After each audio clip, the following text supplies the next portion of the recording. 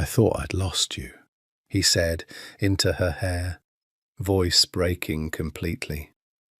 "For the first time in 15 years, Katerina, I took up arms for someone. Not for power, not for my family's business, not for revenge. For you. Only for you." You are listening to a story exclusively narrated on the Dark Romance Stories channel. Relax and step into the world of love stories filled with mystery, emotions, and passion. Don't forget to like, subscribe to the channel, and leave a comment to support us. This content is the property of Dark Romance Stories. Please do not copy or re-upload it in any form. The third body arrived at Northwestern Memorial at 4:47 in the morning, and Dr. Caterina Bellini knew before she even looked at the chart that something was wrong with the world again. His name was Walter Hines, 61 years old, a retired postal worker, with a wife named Donna, who sat in the family room twisting a tissue into a wet rope. He'd been on lisinopril and a generic cardiac maintenance drug called cortisol for 11 months. He had come into the ER complaining of chest tightness and dizziness, and 40 minutes later, his heart had simply stopped trying. Katerina had seen 2 patients like this in the last 6 weeks, both older, both on cortisol, both with labs that made no clinical sense. Potassium levels that spiked without explanation, liver enzymes that told a story no cardiologist wanted to read. She stood over Walter Hines's chart at the nurses' station long after the code had been called, after the resident who'd run it had gone to find coffee and a place to cry where no one could see him. She wasn't supposed to be doing detective work. She was a third-year resident with a dissertation deadline and an attending who thought she asked too many questions in rounds. But 3 deaths in 6 weeks, 3 patients on the same medication, 3 families who would never know why. That wasn't a coincidence. That was a pattern. And patterns were the only language Caterina Bellini had ever fully trusted. "You're still here," said Priya, the night charge nurse, passing with a tray of empty syringes. "Go home, Kat. You look like you got hit by the L train." "Pull me the batch numbers on the cortisol from the pharmacy log," Katerina said instead. "All 3 patients. I want to know if they're from the same lot." Priya raised an eyebrow but didn't argue. Nobody really argued with Katerina once she had that look, the one that made her dark eyes go very still, like a lake right before a storm decides whether or not to break. "You think it's the meds?" "I think 3 deaths from the same supposedly safe drug in 6 weeks isn't medicine. It's math. And the math doesn't add up." She didn't sleep that night. She went home to her studio apartment in Pilsen, the one with the exposed brick her mother insisted made it look unfinished, made coffee she didn't drink, and pulled up every public filing she could find on Corvisol's manufacturer. A company called Meridian Pharma, headquartered in a glass tower on North Michigan Avenue, with a parent holding company registered in Naples, Italy, and a CEO whose name she had never heard before that night and would never be able to forget again. Lorenzo Camorra. She typed the name into a search bar the way you might press on a bruise to see if it still hurts.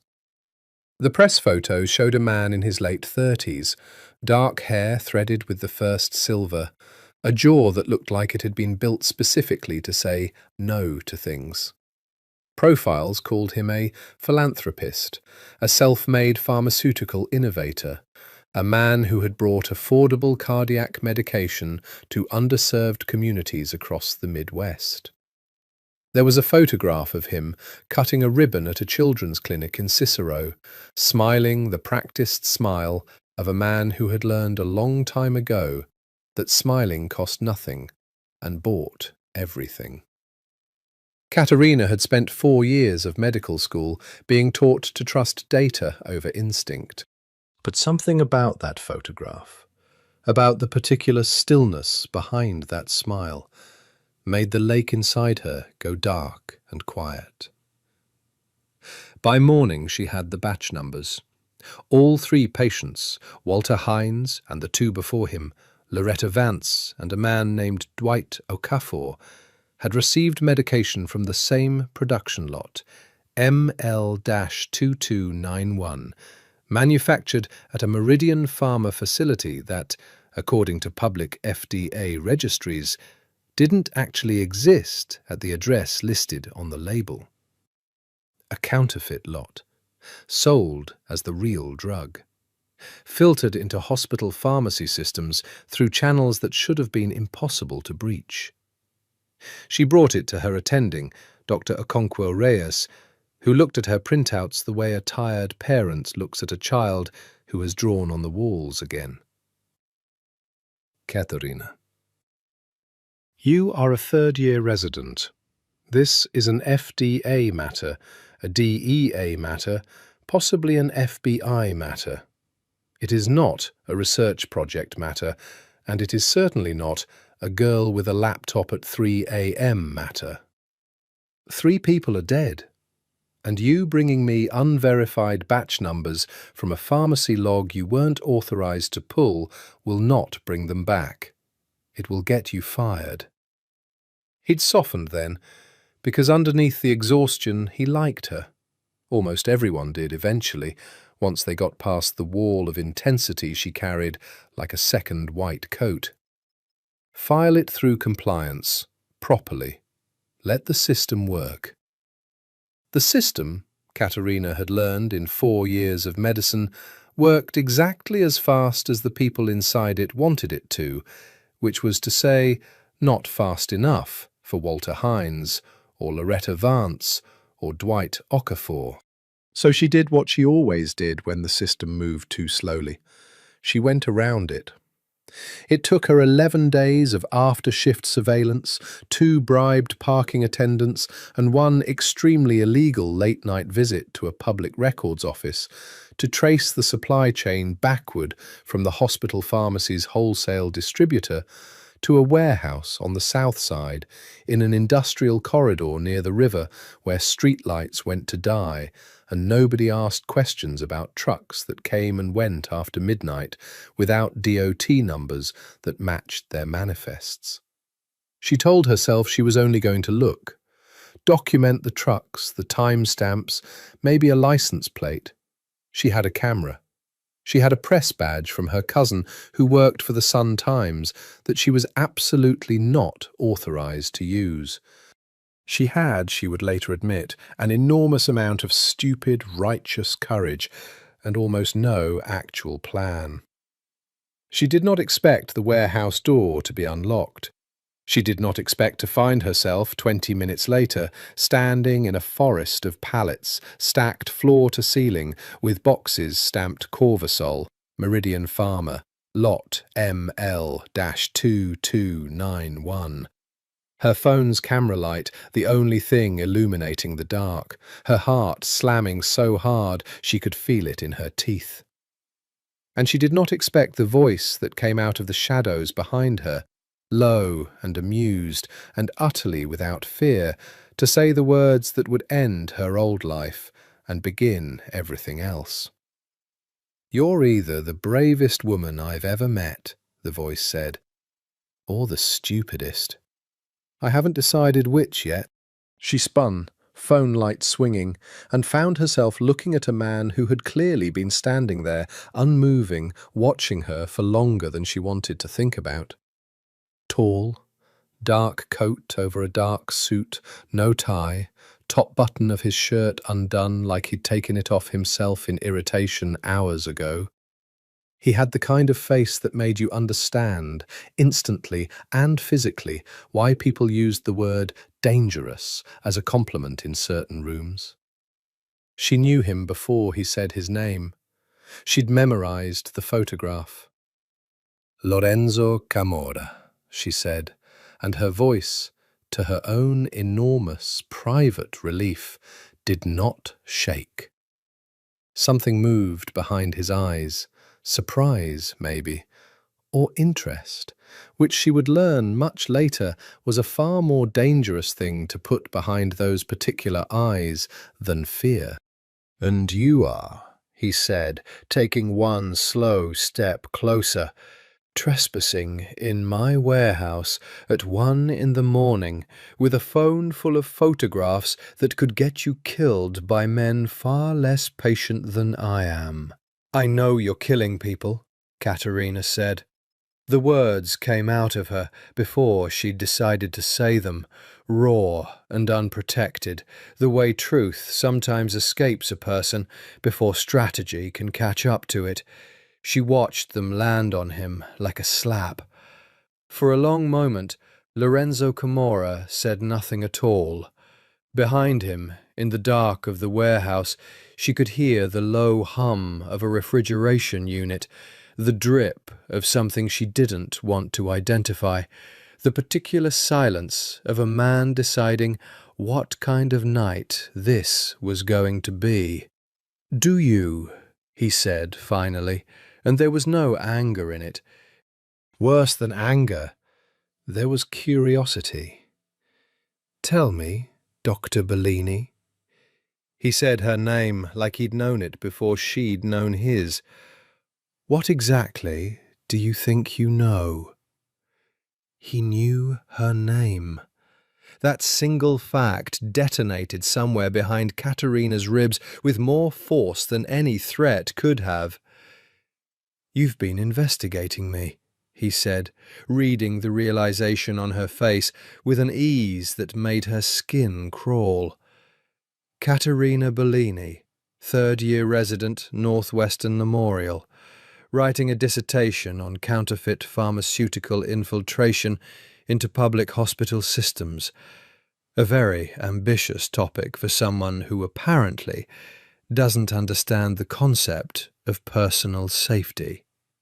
He tilted his head. "I had Marco run your name 2 days after you first pulled those batch records. Did you think a pharmacy log query goes unnoticed in a hospital I have people inside of?" The floor seemed to tilt slightly beneath her. "You have people inside the hospital?" "I have people inside a great many places, dottoressa." He said the Italian honorific with a faint private warmth, as if it were a door he was choosing deliberately to leave open between them. "It is how men like me survive long enough to wear good suits and give interviews about philanthropy." She made herself stand still, though every instinct screamed to run, and the warehouse offered nowhere to run to. "Then you know I have copies of everything. The batch numbers, the photographs, the supply chain documents. If something happens to me—" "If something happened to you," he interrupted, not unkindly, "it would not be by my hand, and it would not be tonight. And you would know that already if you had done even slightly more research before breaking into a building owned by a man whose family has been called, by people far less polite than journalists, animals." He took another step, close enough now that she could see the fine, controlled tension in his jaw, the way his eyes moved over her face like he was reading a language only he understood. "I am going to ask you a question, and I would advise you to answer honestly, because I have an excellent ear for lies and a very short patience for liars." "Ask." "Why didn't you call the police, instead of climbing through a warehouse window at 1 in the morning like a burglar in a film?" The honest answer arrived before she could stop it. "Because 3 people are dead, and the police take months. Because the FDA takes years. Because somewhere in a filing cabinet there's a report about Lot ML-2291 gathering dust while you ship out Lot ML-2292, and I don't have months, and neither does the next person who fills that prescription." Something shifted in his face. Not softness exactly, but a recalibration, as if she'd answered a test he hadn't expected her to pass. "You came here to stop me." "I came here to find proof." "And what will you do?" he asked, voice dropping lower, almost gentle now. "With proof that the man standing in front of you controls a pharmaceutical empire that launders product through 3 countries and a charitable foundation. Print it in your dissertation? Email it to the FDA's tip line? Tell me, Katerina, what does the truth weigh, exactly, against men who have already decided it is inconvenient for them?" "More than you think," she said, "because I'm not the only one who's noticed. There were 3 deaths in 6 weeks. Someone else will notice the 4th. A long silence. Somewhere a forklift's hydraulics hissed and settled. Lorenzo studied her with the particular stillness of a predator deciding whether the animal in front of him was prey worth the trouble or something else entirely. Something he had not expected to find in a cold warehouse on a Tuesday night. "There won't be a 4th, he said finally. "Excuse me?" Lot ML-2291 was not supposed to leave the production facility. It was intercepted, diverted by people working for this organization without my authorization, sold into legitimate supply chains by men I am, as we speak, in the process of finding and removing. I did not order 3 deaths, Dottoressa. I do not deal in counterfeit cardiac medication that kills postal workers and grandmothers. Whatever you believe a man like me to be, you should know precisely what I am before you decide how much to hate me for it." Katerina stared at him, trying to find the lie in his face, and finding instead something that frightened her infinitely more. Conviction. "You expect me to believe you?" "I expect nothing from you, except what you've already shown me tonight, that you are smarter than the situation you've put yourself in, and braver than is good for either of us." He reached into his coat. She flinched, and he noticed, and something flickered across his face that might have been the first genuine regret she'd seen from him, and withdrew not a weapon, but a card, plain white, a single phone number embossed in black. "I am going to make you an offer, and you are going to listen to the entire thing before you say no, because saying no to half an offer is how stupid people get themselves killed. And you, Dr. Bellini, despite tonight's evidence to the contrary, do not strike me as stupid." "I'm listening." "You will say nothing of what you found here tonight? No reports, no leaks, no late-night calls to journalist cousins with stolen press badges?" She startled. He smiled, just slightly, the first real smile she'd seen from him, and it did something unforgivable to the rhythm of her heart. "Yes, I know about the badge too. In exchange, I will personally halt every shipment from the contaminated lot, recall what has already gone out through channels you do not have access to, and I will fund, fully, publicly, in your hospital's name, the entire pediatric cardiac unit at Northwestern Memorial. Equipment, staffing, a research grant in your name, if you want it, for the dissertation you are clearly far too talented to abandon." "You're trying to buy my silence." "I am trying," he said, "to give 3 families an explanation that doesn't end in years of litigation that goes nowhere, and to give a hospital full of sick children a unit that currently doesn't exist. Call it whatever serves your conscience best." "And if I say no? If I go to the FBI tomorrow?"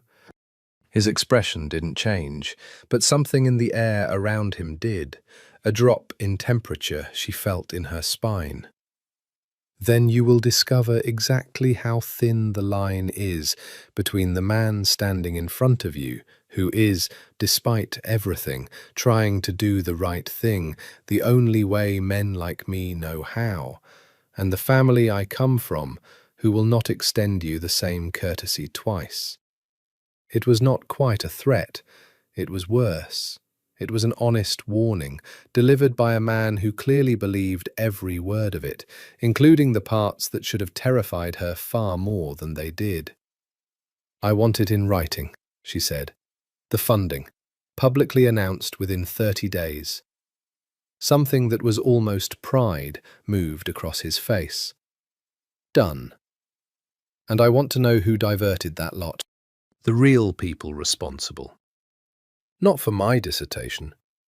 For Walter Hines's wife." He was quiet for a long moment, studying her the way a man studies a painting he didn't expect to find in a building he owns. "You will have a name," he said, "when it is safe to give you one, not before." She took the card. It felt heavier than white paper had any right to feel. "This doesn't make us friends," she said. "No," he agreed, and the smile returned, slower this time, more dangerous. "It doesn't make us anything at all, Dottoressa. Yet." True to his word, the announcement came on day 26. Katerina was in the resident lounge, eating a sad vending machine sandwich, when the hospital's internal newsletter pinged her phone. Meridian Pharma Foundation announces $4. $2 million gift to establish Northwestern Memorial Pediatric Cardiac Unit. There was a photograph of the hospital's CEO shaking hands with a man in a charcoal suit whose smile, in print, looked exactly like every other corporate philanthropist's smile. Practiced, warm, empty of anything that might give away the truth of what he'd looked like standing in a dark warehouse telling her, "I do not deal in counterfeit cardiac medication that kills postal workers and grandmothers." Like a vow. She told herself she felt nothing reading it. She told herself a great many things over the next 2 weeks, most of them lies. The truth was that she could not stop thinking about him. Not the danger of him, exactly, though that lived in her chest like a held breath, but the strangeness of him. A mafia boss who flinched, almost imperceptibly, when she'd flinched from his hand. A man who'd offered her a name for Walter Hines's widow before she'd even asked for one for herself. A man whose voice, when he said "Dottoressa," made something low and unwilling in her stomach turn over. It was 3 weeks before she heard from him again. She was leaving a 12-hour shift, half asleep on her feet, fumbling for her car keys in the hospital parking garage, when a black sedan with windows tinted dark enough to be its own small kingdom pulled up beside her with the silent confidence of money that never had to ask permission to exist. The back window lowered 6 inches. "Get in," Lorenzo said. "Or don't. But I would prefer the conversation we're about to have not happen in a parking garage with a working security camera every 40 feet. I have my own car. Marco will drive it to your apartment. He's very good with cars. Better than he is with people, frankly, but you'll learn to appreciate his particular talents." A beat. "Katerina, get in the car." She should have said no.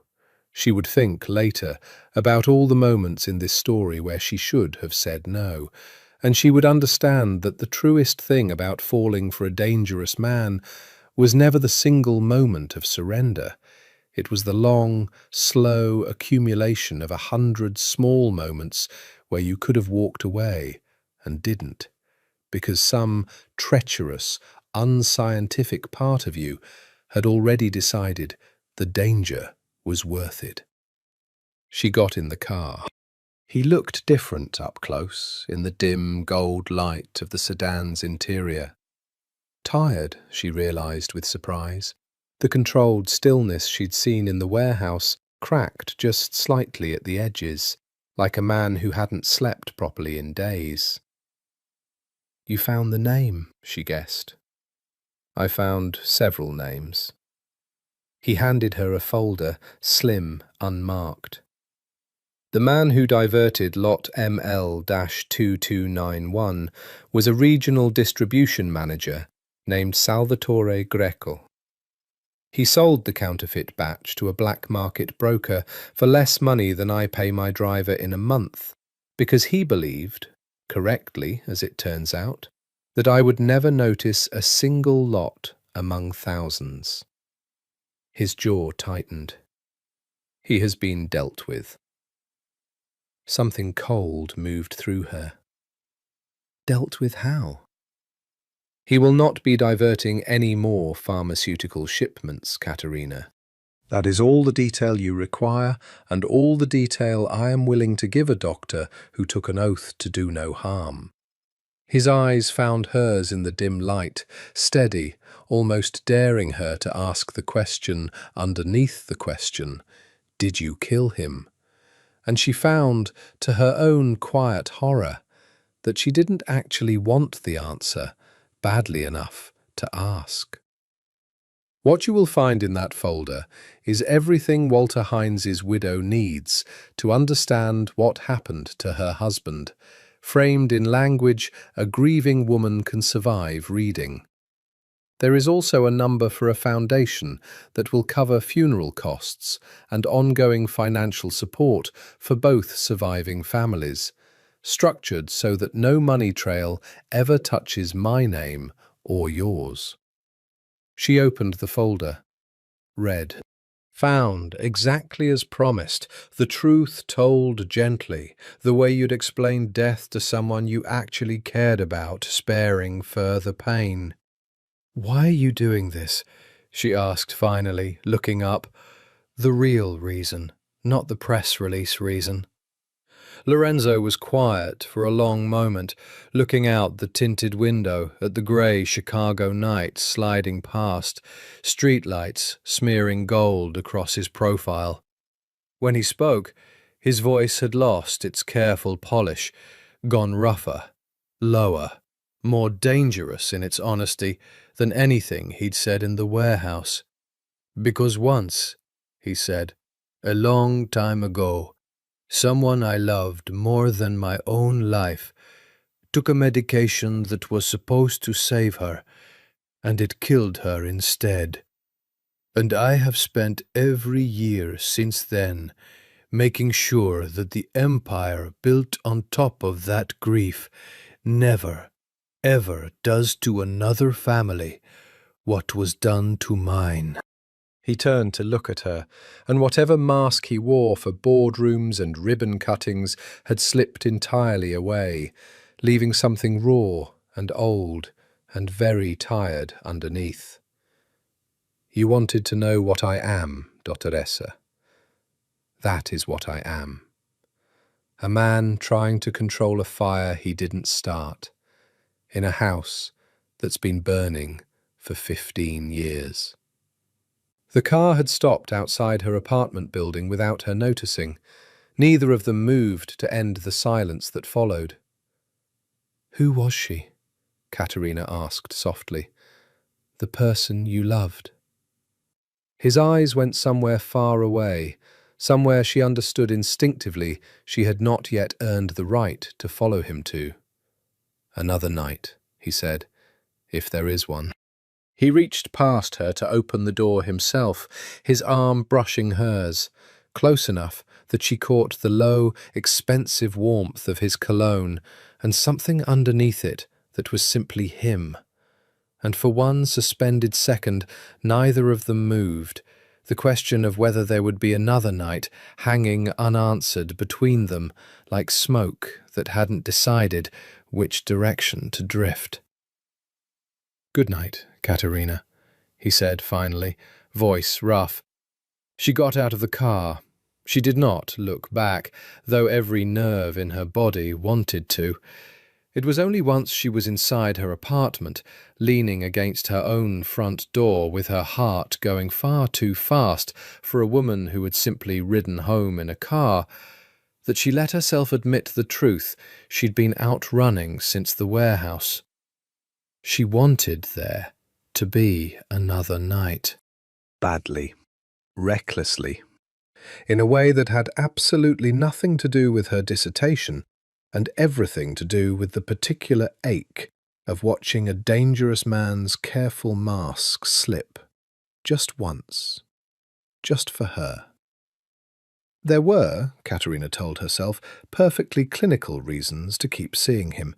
He had information she needed, names, dates, the architecture of a counterfeit pharmaceutical pipeline that stretched from Naples to Chicago to half a dozen cities she hadn't even mapped yet.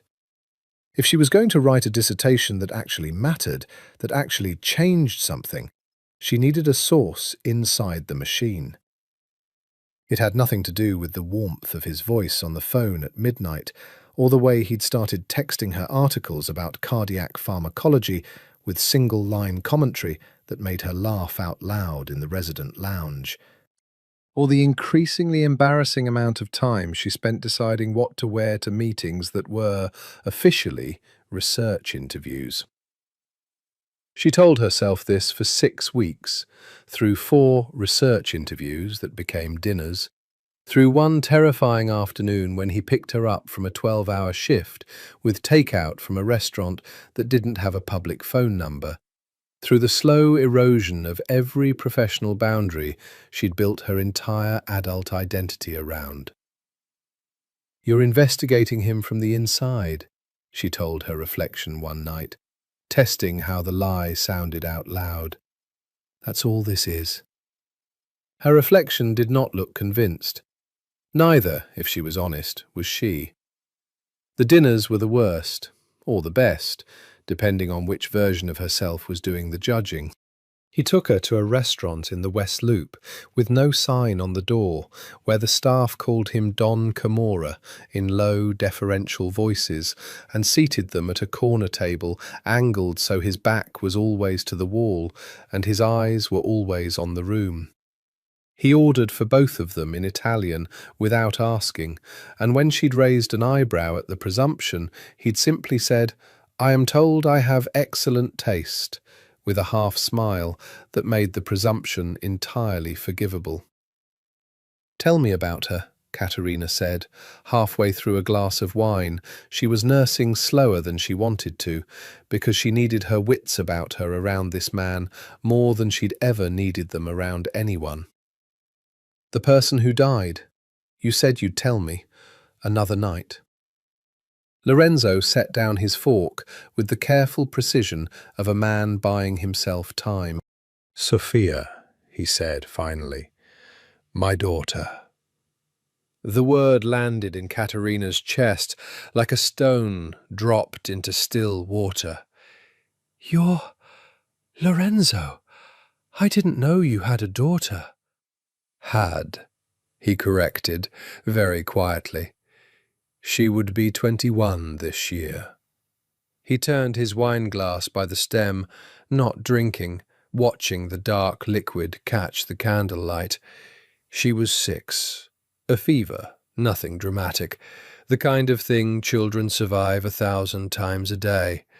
The hospital gave her a standard antipyretic, over the counter, completely unremarkable, except the batch had been cut with an industrial filler to stretch profit margins, and her small body could not process what should have been a perfectly safe dose of medicine that was never actually what the label claimed it to be. Katerina's hand found his across the table before her mind had finished deciding to move it.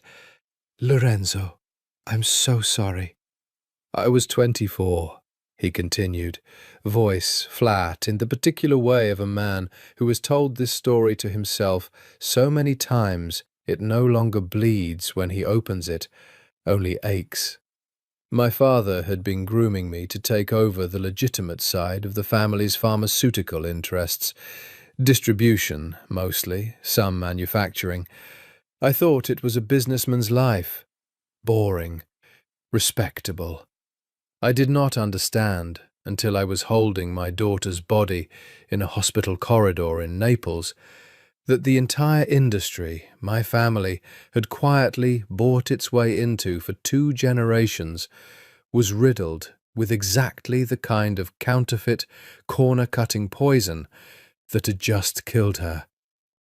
His eyes lifted to Katerina's, dark and old, with a grief that had clearly never finished happening to him.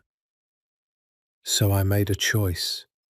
I could walk away, become legitimate, let other men's daughters die from the same poison while I slept soundly in a clean conscience I'd bought with my distance.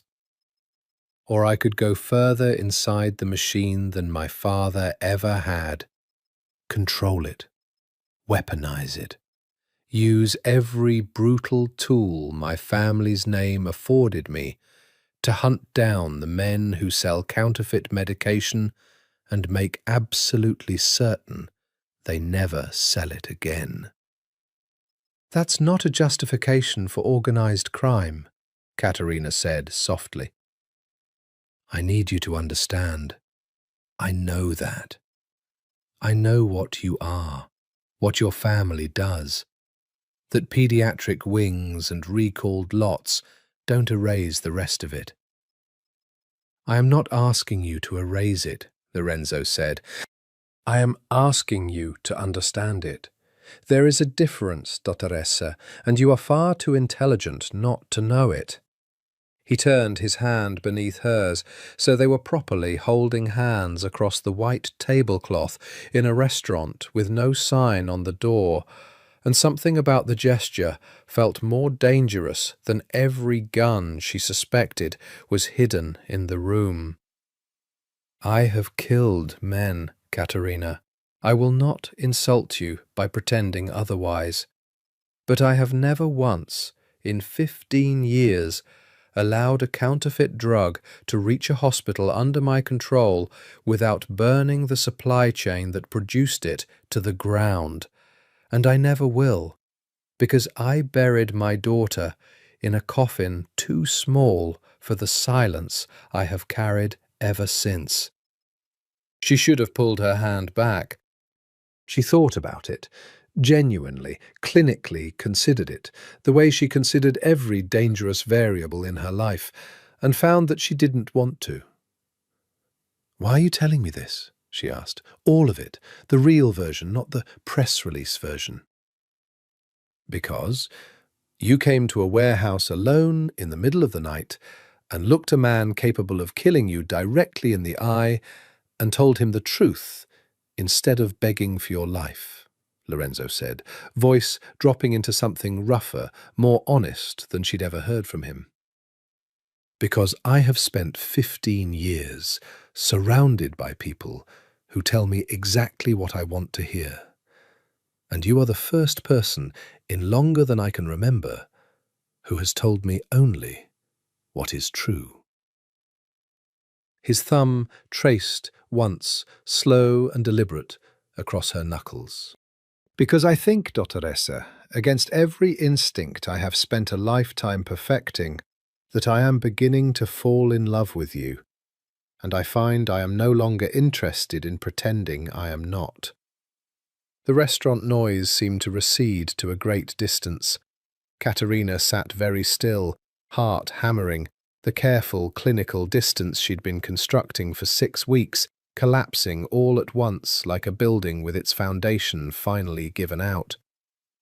That's a problem, she said, voice not quite steady, because I think I might be falling for you too, and I have absolutely no idea what to do about that.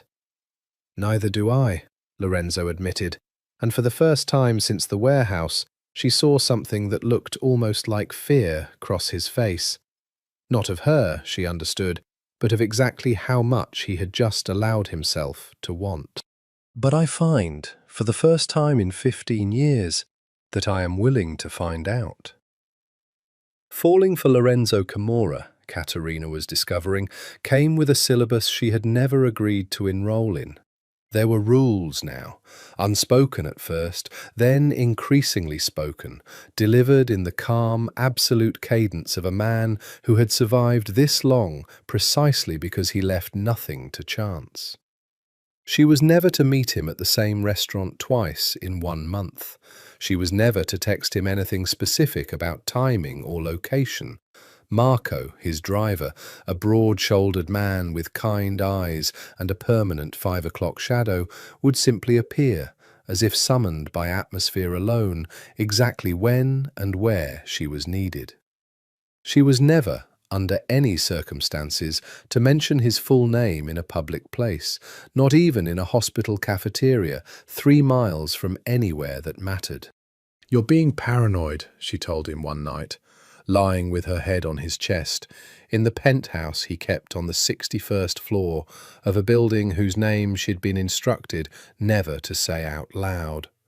The city spread beneath them in a glittering, indifferent grid. "I am being alive," he corrected, fingers moving slowly through her hair in a way that had become over the past month the single most reliable cure for the chaos of 12-hour shifts she had ever discovered. "There is a difference between the two, that men in my family learn early, or they do not learn it at all, because they are buried before the lesson takes." "Is that a joke?" "It is the least funny true thing I have ever said to you."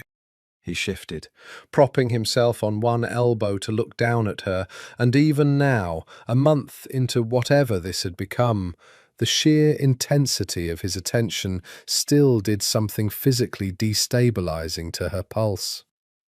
There are families who would consider it a significant strategic opportunity to know that Lorenzo Camorra has fallen for a doctor with no protection, no security detail, and an apartment with a lock any teenager could pick in under a minute. "You've checked my lock. I had it replaced 3 weeks ago. You didn't notice because Marco is, as I mentioned, very good with things that aren't people." She sat up, pulling the sheet with her, half laughing, half genuinely unsettled. "Lorenzo, you can't just replace my locks without telling me." "I can," he said simply, "and I will continue to, because the alternative is a version of this story where someone uses you to get to me, and I have already buried one person I loved because I failed to protect her. I will not survive doing that twice." The humour had drained entirely from his voice, replaced by something low and fierce that she was beginning to recognize as the particular shape of his love: possessive, absolute, terrifying in its intensity, and utterly, devastatingly sincere. "You are mine now, Caterina. I do not say that to claim you like property. I say it because it is the only word large enough for what I feel when I think about anything happening to you, and I am not a poet, so it is the best I have." She should have been afraid of a man who spoke about her like an asset to be secured. Instead, lying in his bed 61 stories above a city that had no idea what was happening in this particular glass tower, she found herself believing him completely, and worse, wanting to be claimed exactly this thoroughly by exactly this man.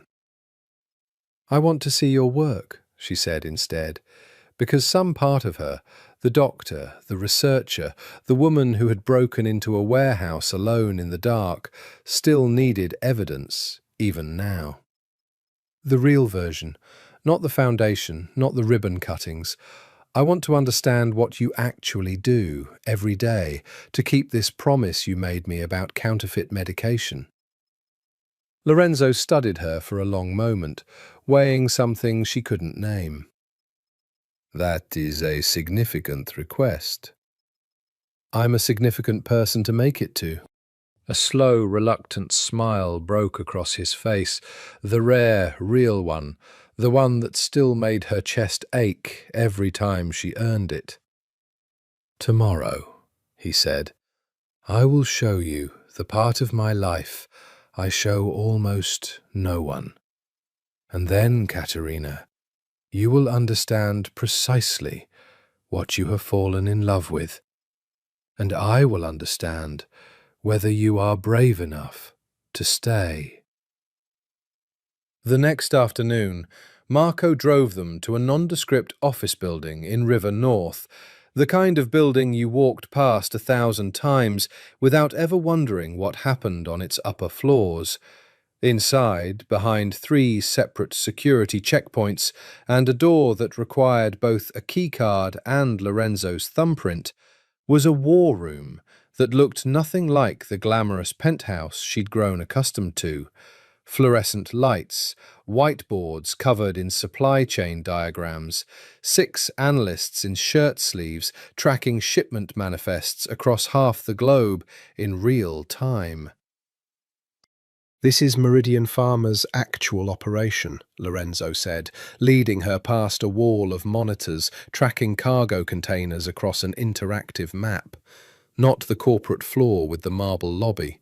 This is where we trace every batch of legitimate medication from raw ingredient to pharmacy shelf, and where we hunt for the gaps, the places counterfeiters insert themselves into supply chains that should be airtight.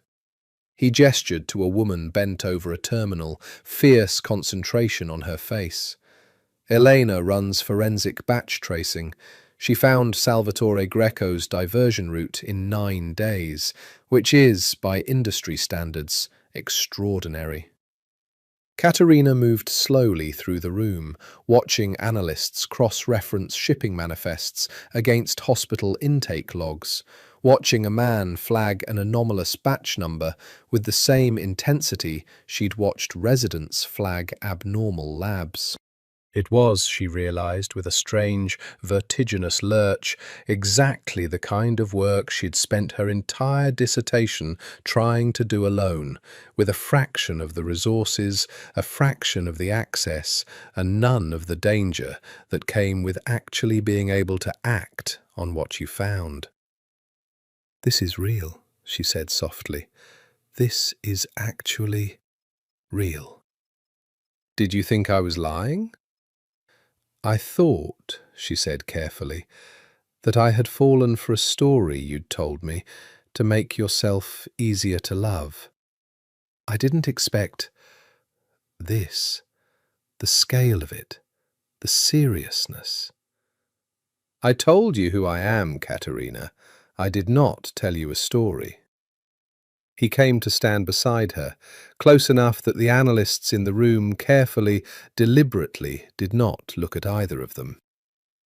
"This is what I do with the resources my family's darker business affords me. I cannot undo what we are.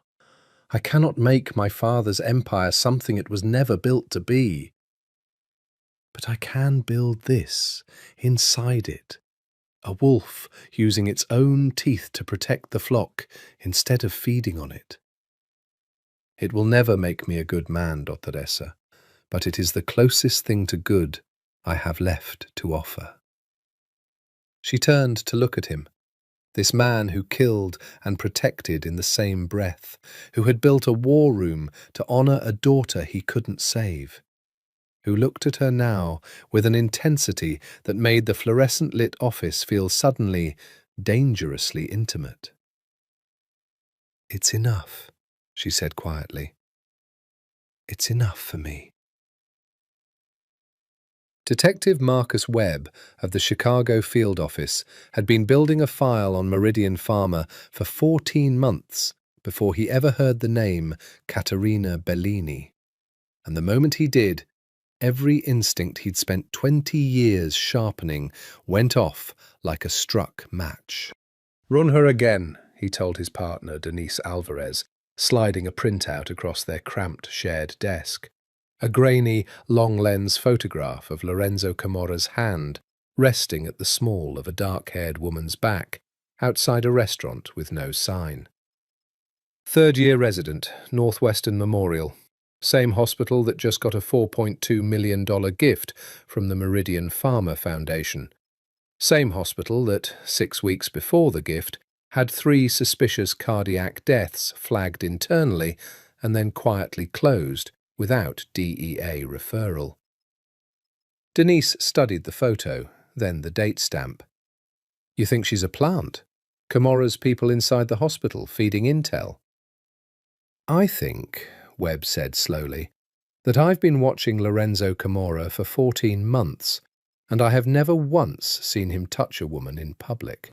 Not a date, not an associate's wife at a gala, nothing. The man is a ghost when it comes to anything personal, which is exactly why an organised crime detective should find it very, very interesting that he's suddenly photographed with his hand on a doctor's back outside a restaurant his own family owns through 4 shell corporations. He tapped the photo. Either she's working for him, or she has no idea what she's involved in, and that makes her either the most valuable witness I will ever turn, or the next casualty in a war she doesn't know she's standing in the middle of. It took Webb 3 more weeks of careful, deniable surveillance to build a profile thick enough to act on. Caterina Bellini, he learned, had no criminal record.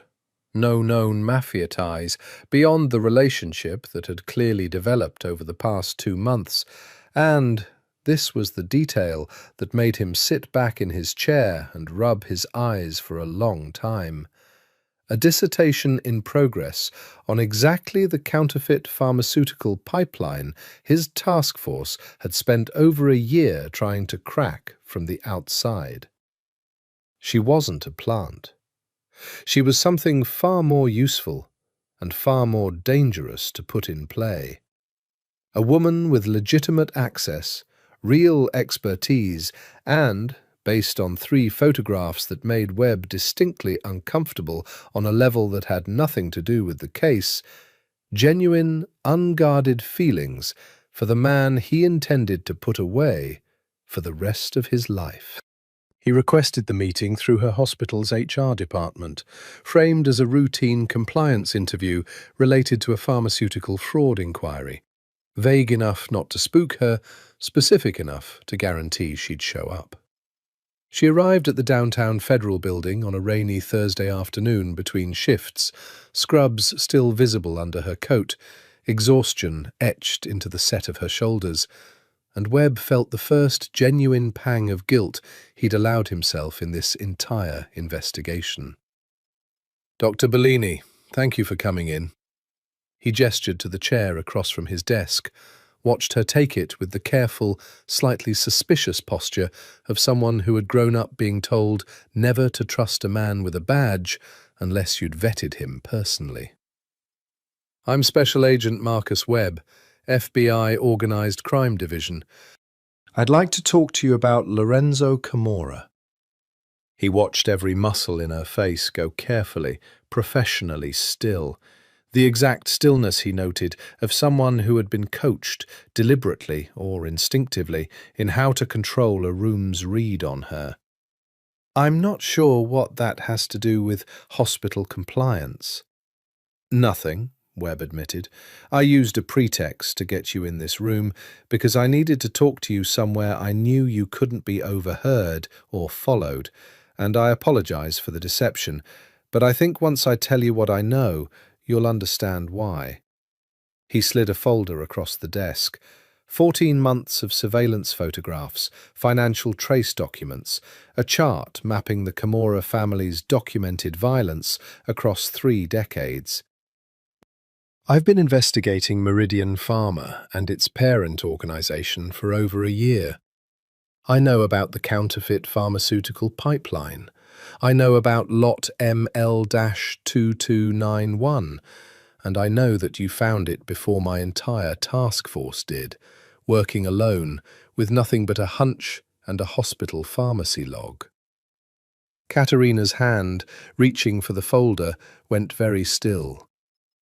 "How do you—" "Because I've also been watching the man you've apparently fallen for," Dr. Bellini, and I think it's time someone told you exactly who he is before you fall any further." Webb leaned forward, voice dropping into the register he reserved for the moments in his job he hated most, the moments where the truth was a weapon he had no choice but to use on someone who hadn't done anything to deserve being hurt by it. Lorenzo Camorra is the head of the most powerful organized crime family in the Midwest. His pediatric wing donation isn't generosity, it's laundering and reputation management on a scale most people can't even comprehend. His war room, yes, I know about the war room, isn't redemption. It's quality control on a multinational smuggling operation that moves not just counterfeit pharmaceuticals, but weapons, currency, and, according to 2 confidential informants I've spent 18 months protecting, human trafficking routes through the port of Naples that his family has controlled for 3 generations. The folder fell open. Caterina stared down at photographs she didn't want to see. Lorenzo at 26, standing over a body in an alley with the cold, professional stillness of a man who had done this before and would do it again. Lorenzo at 30, shaking hands with a senator whose campaign finance records, the attached document noted, didn't quite add up. Lorenzo, 6 months ago, at a restaurant with no sign on the door, his hand resting possessively at the small of her own back. "I love him," she heard herself say, the words arriving before she'd decided whether they were a confession or a defense. "I know," Webb said, and something in his voice was almost gentle. "That's exactly why I need your help." "No," Caterina said, for the 4th time, standing now, the folder of photographs still open on the desk between them, like an accusation neither of them could close. "Absolutely not.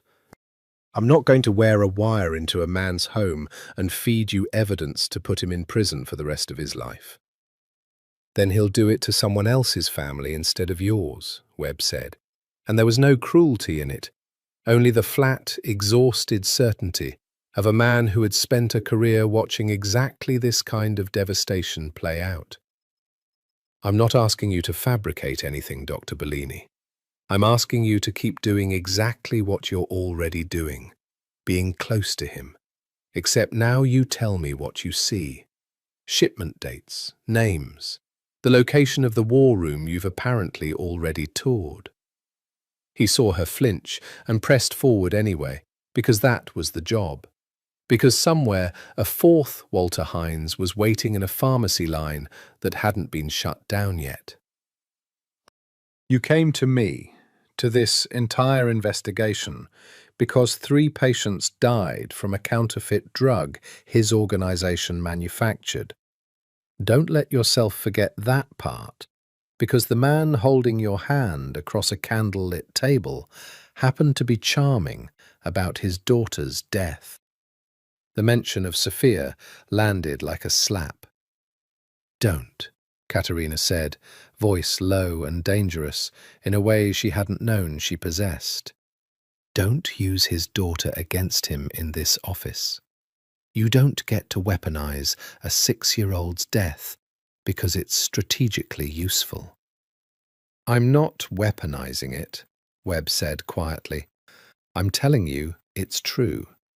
And it's also true that grief doesn't excuse what he's built on top of it. Both things can be real at once, Caterina. That's the entire, impossible shape of this case." She left the federal building that afternoon without agreeing to anything, walked 4 miles in cold rain rather than call Marco for a ride, and arrived back at her apartment, soaked through and shaking with something that wasn't entirely the cold.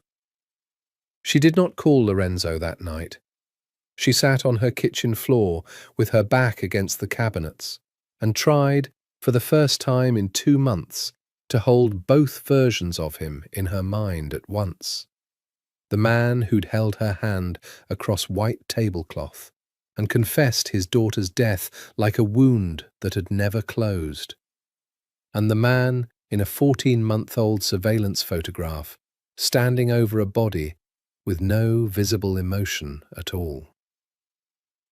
It was her brother who finally forced the choice 2 days later, arriving unannounced at her apartment with the particular grim energy of a man who'd already decided how the conversation was going to go before he knocked.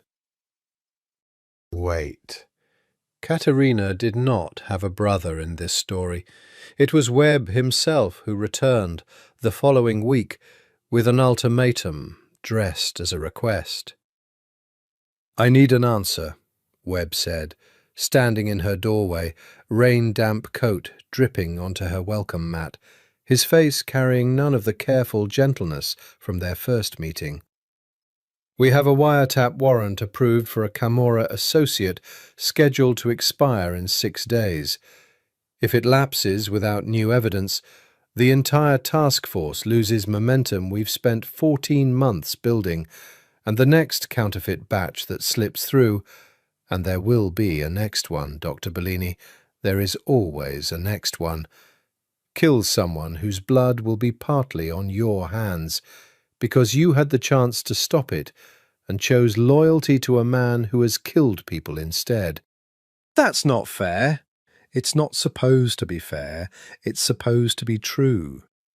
He softened fractionally, the exhaustion in his face suddenly visible in a way that made him look younger and more human than the badge had allowed. "I'm not asking you to destroy him out of spite, Katerina.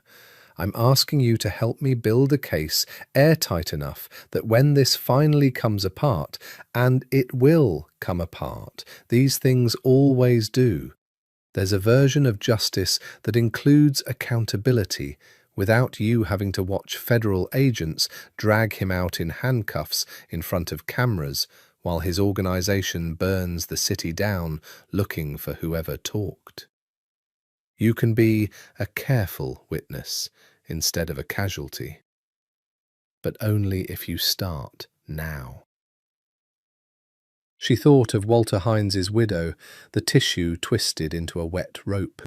She thought of Lorenzo's hand tracing slow circles across her knuckles in a restaurant with no sign on the door, saying, "I think I am beginning to fall in love with you." She thought of a 6-year-old girl whose death had built both the empire and the man who tried, in his broken, brutal way, to atone for it ever since. "I need time," she said finally. "You have 6 days." The door closed. Katerina stood alone in her apartment, the rain still drumming against the windows, and understood with sudden, terrible clarity that whatever came next, there was no version of her life that let her keep both the man she loved and the conscience that had made her fall for him in the first place. She was going to have to choose. And worse, far worse, she was going to have to find a way to make that choice without him ever knowing she'd been forced to make it at all. Her phone buzzed, a text from Lorenzo. "Dinner tomorrow? I have something I want to show you." She stared at the screen for a long time before she answered. "Yes," she typed finally. "I'll be there." It was, she would understand much later, the first lie she ever told him, and the beginning of every truth that came after. She wore the wire for the first time on a Tuesday, tucked beneath the collar of a blouse Lorenzo had given her himself, a small cruelty of circumstance that she tried very hard not to think about, as Marco's car wound through the city toward the penthouse. Webb's voice had been clinical in the briefing that morning. "You don't need to ask leading questions. You don't need to manufacture anything. Just let him talk the way he always does, and let the recorder do the rest." It had sounded simple in a windowless federal office. It felt like a slow, surgical betrayal now.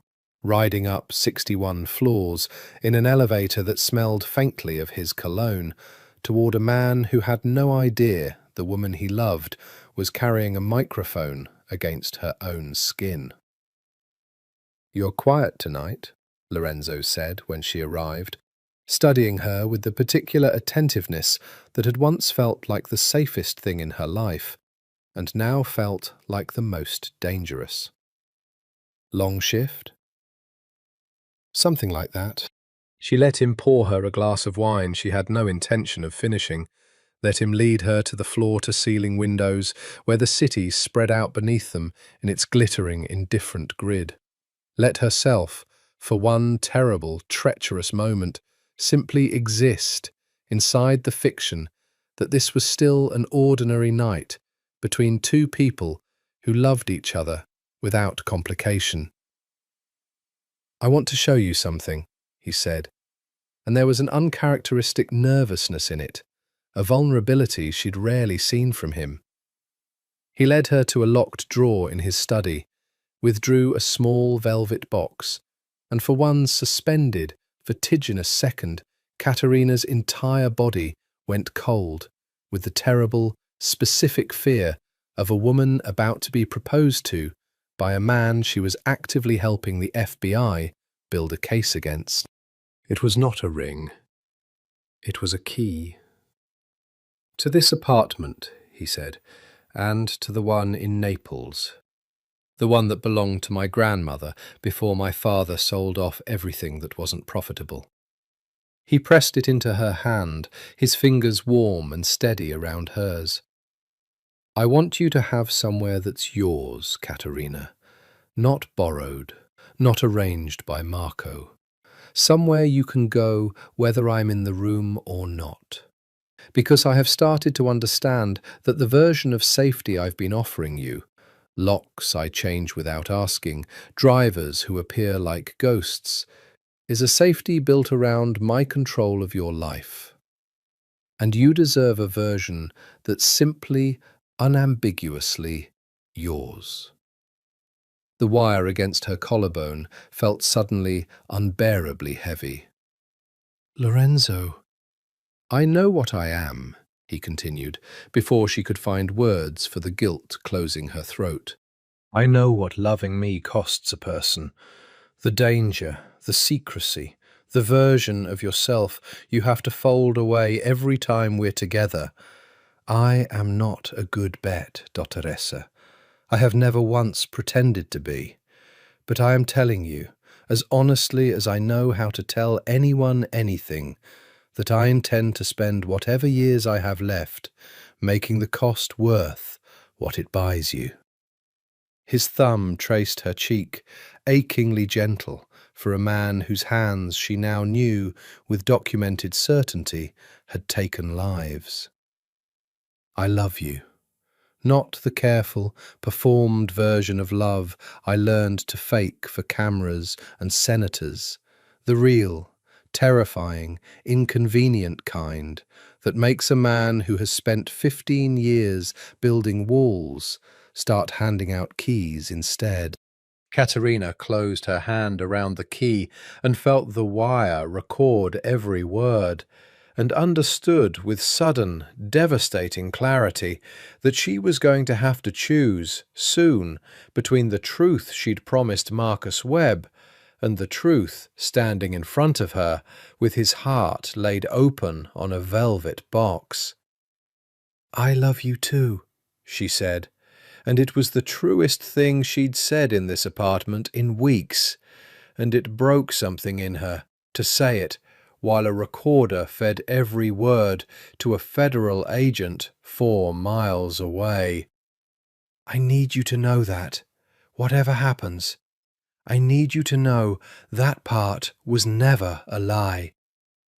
Something in his face shifted, a flicker of unease, gone almost before she registered it, the instinct of a man who had survived this long by reading rooms for exactly the kind of subtext she was, despite every effort leaking into her voice. "Why does that sound like a goodbye?" "It's not," she said quickly, too quickly. It's not a goodbye. He studied her for a long moment, and she watched him decide deliberately not to push, a mercy she didn't deserve and couldn't afford to examine too closely. "Stay tonight," he said instead, voice rough. "Not because of the key or the apartment or anything except that I would like, for one night, to simply have you here, without the city or my family or your dissertation pulling at either of us." She stayed. She lay awake long after his breathing evened into sleep beside her, the key cold in her closed fist, the wire she'd removed before bed sitting in her bag like an unexploded device, and understood, with the particular clarity that arrives only at 3 in the morning when every defence has worn thin, that whatever case Marcus Webb built from tonight's recording, it would not include the moment that mattered most. The one where Lorenzo Camorra, the most dangerous man in Chicago, had handed her a key to his grandmother's house in Naples like it was the only thing in the world he had left to give. That recording, at least, she resolved, would belong to no one but her. 3 weeks into feeding Webb carefully selected fragments, shipment dates, never names, warehouse locations, never the war room's exact address, Katerina discovered the thing that would unmake every careful boundary she'd tried to build between informant and lover. She found it by accident, in the way most devastating discoveries happen, not through investigation, but through an unguarded evening when Lorenzo, 3 glasses of wine past his usual control, fell asleep on the couch with his phone unlocked on the coffee table beside him. She wasn't looking. She told herself that for a long time afterward, in the particular self-protective way people tell themselves things they need to be true. She had simply reached for the remote, and the phone's screen had lit beneath her hand, and there, in a photo album labelled only with a single date, a date she recognised with a cold lurch as 15 years and 2 months before tonight, was a folder of images she had no right to see, and could not, once she'd seen them, ever unsee. A little girl. Dark curls, Lorenzo's exact eyes, a gap-toothed smile in a school photograph that had clearly been scanned and preserved with the obsessive care of a man protecting the only physical evidence left of someone he'd loved more than his own life. Sophia, age 5, blowing out candles. Sophia, age 6, asleep on Lorenzo's shoulder, on what was probably a plane, his arm wrapped around her with a tenderness that made Katerina's throat close. And then, the last image in the folder, dated 3 days before the death he'd told her about at dinner, Sophia in a hospital bed, small and pale, an IV taped to the back of one tiny hand, Lorenzo crouched beside her, with his forehead pressed to her temple, eyes closed, a man already grieving someone who hadn't yet died. Katerina set the phone down with shaking hands. She did not cry, not then. The tears came later, alone in her own apartment, when she finally let herself feel the full weight of what she'd seen. But something in her, looking at that photograph, reorganized itself permanently. Whatever Marcus Webb's case file said about Lorenzo Camorra, the body in the alley, the senator's irregular campaign finances, the 14 months of documented violence, none of it erased the truth in that hospital photograph. Both things were real, exactly as Webb had warned her. The wolf and the grieving father were the same man, occupying the same chest. And she had fallen in love with all of him. The parts she could defend, and the parts she couldn't. "You're awake," Lorenzo said, groggily, stirring on the couch, his eyes finding hers with the soft confusion of a man surfacing from wine-heavy sleep. Then he saw her face, and something sharpened instantly in his expression. "What's wrong?" "I saw the photos," she admitted. "On your phone. I wasn't looking, I swear to you. The screen just lit up when I reached for the remote, and I saw Lorenzo. I saw Sophia. The hospital photo. Hotinati, I'm so sorry. I shouldn't have looked." She expected anger. She'd seen, in the brief months she'd known him, exactly how cold his face could go when something breached the careful walls he kept around his grief. Instead, he was quiet for a long moment, and when he spoke, his voice was rougher than she'd ever heard it. "I have never shown anyone that photograph," he said. "Not my father, not my closest associates. Marco doesn't know it exists." He reached for her hand, pulling her down onto the couch beside him, and for the first time since she'd known him, Lorenzo Camorra looked entirely, unguardedly young. Younger than his 39 years, younger than the empire he carried, a man briefly stripped back down to the 24-year-old who'd held his daughter's body in a hospital corridor and never fully recovered. I took it because I knew even then, even in the worst moment of my life, that I would need to remember exactly what I was losing in order to survive becoming whatever I needed to become afterward. You don't have to explain it to me. I want to. His thumb traced slow circles on the back of her hand, an anchor for both of them. She loved the ocean. We took her to Positano the summer before she died, and she stood at the edge of the water for an hour, refusing to let anyone carry her in, because she wanted to walk into it herself, on her own terms, no matter how long it took her small legs to get there. A faint, devastated smile crossed his face. She was stubborn, fearless in a way that terrified her mother and delighted me. I used to tell her she'd grow up to run the legitimate side of the business better than I ever could, because she never let anyone tell her no without making them explain exactly why first. His voice cracked finally on the last word. She would have been 21 this spring. I think about who she might have become more than I think about almost anything else in my life. And I have never told another living person that until right now. Caterina pulled him into her arms, and Lorenzo Camorra, the most dangerous man in Chicago, a man with bodies and bribes and a private army at his command, wept silently against her shoulder for a daughter dead 15 years, his whole powerful frame shaking with a grief he had clearly never once allowed himself to fully feel in front of another person. "I love you," she whispered into his hair, and meant it more completely than she had ever meant anything, even as the wire she'd worn 3 weeks earlier sat coiled in a drawer 4 miles away, a betrayal she had not yet found the courage to undo. It should have been a quiet weekend.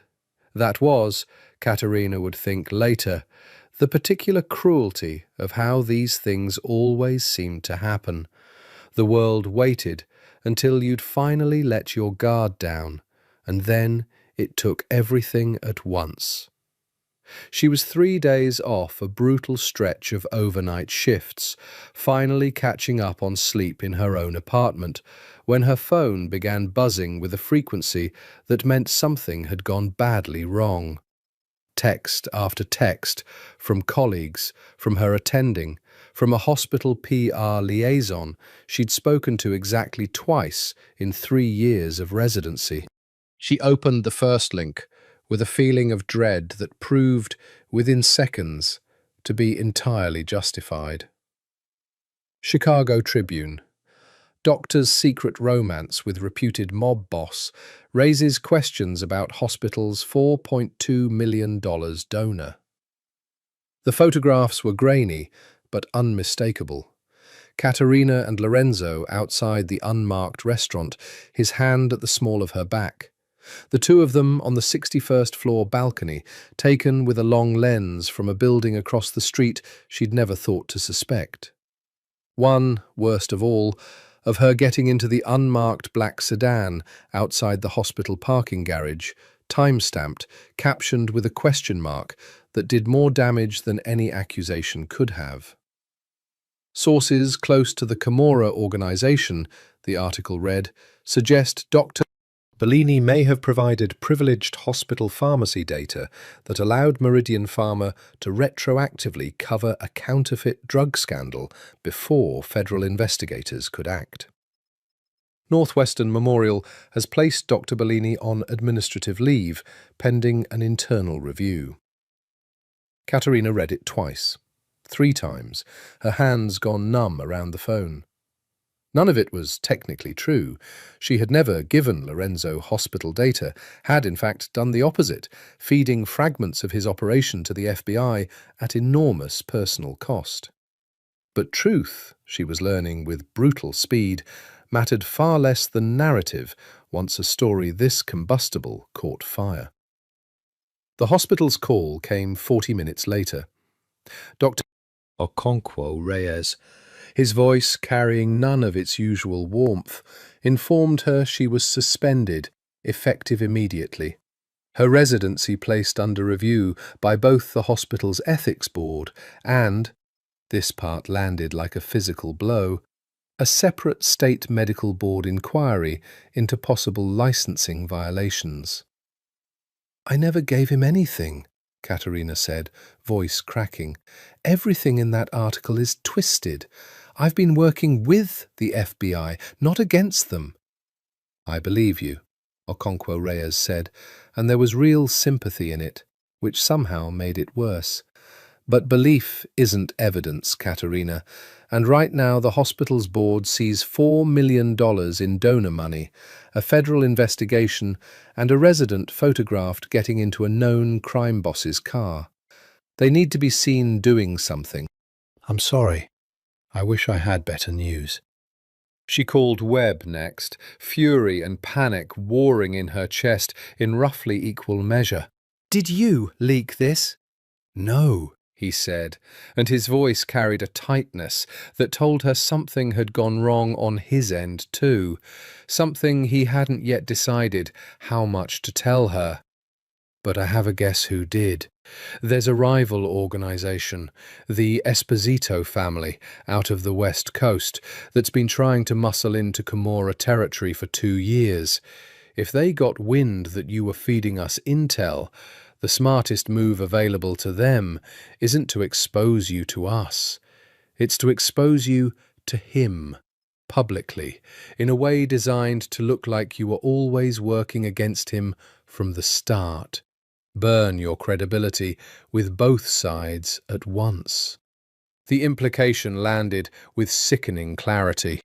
"You think Lorenzo's people will think I'm a federal informant?"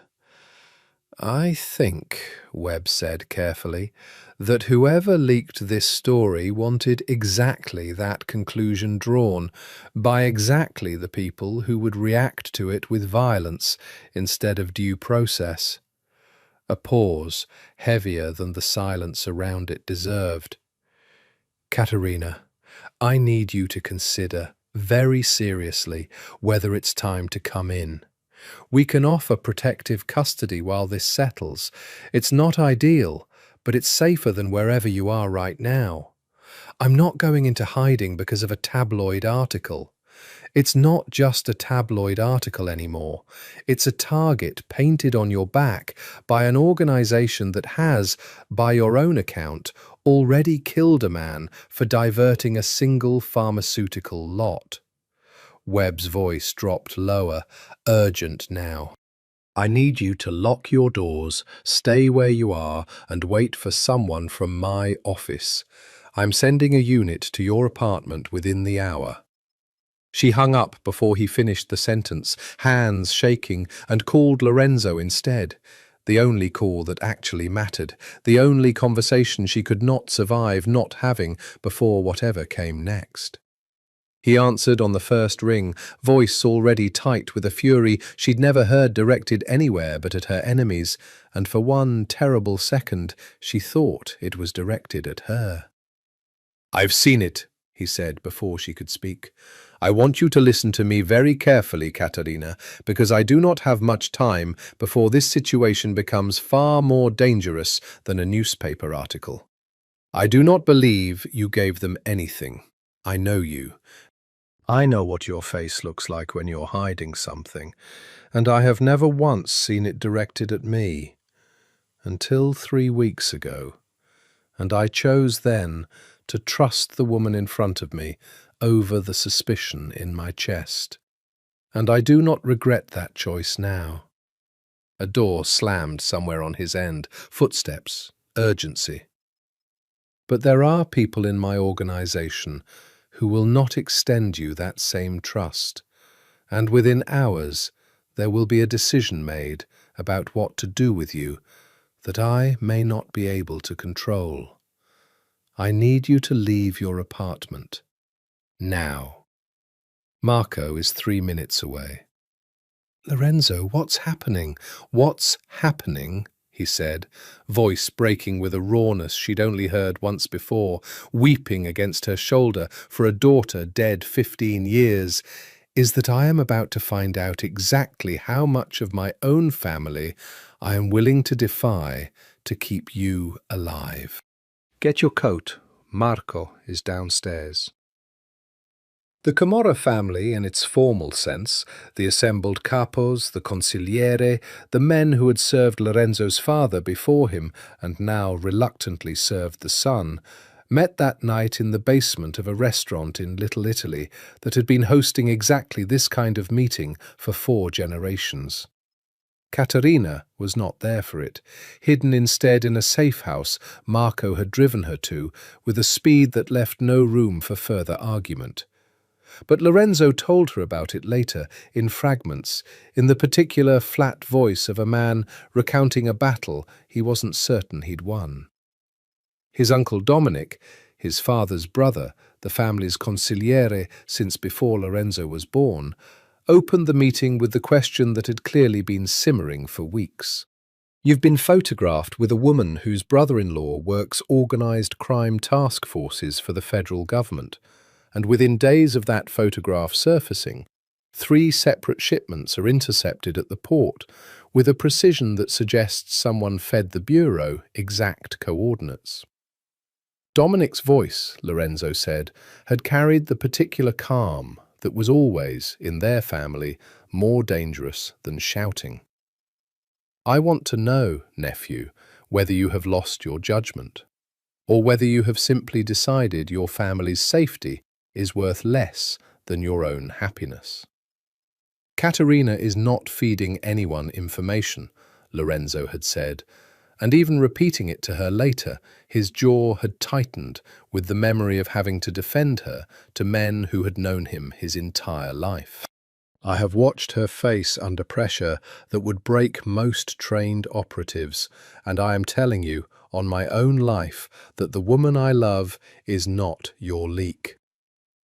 "On your own life," Dominic repeated, "is precisely the wager you're making, Lorenzo, whether you intend it or not.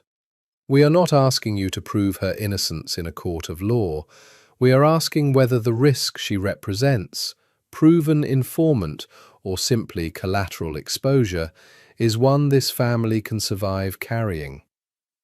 It was his cousin Tony, hot-tempered and ambitious in the particular way of men who had spent their whole lives slightly resentful of an inheritance that had skipped them, who finally said the thing the room had been circling.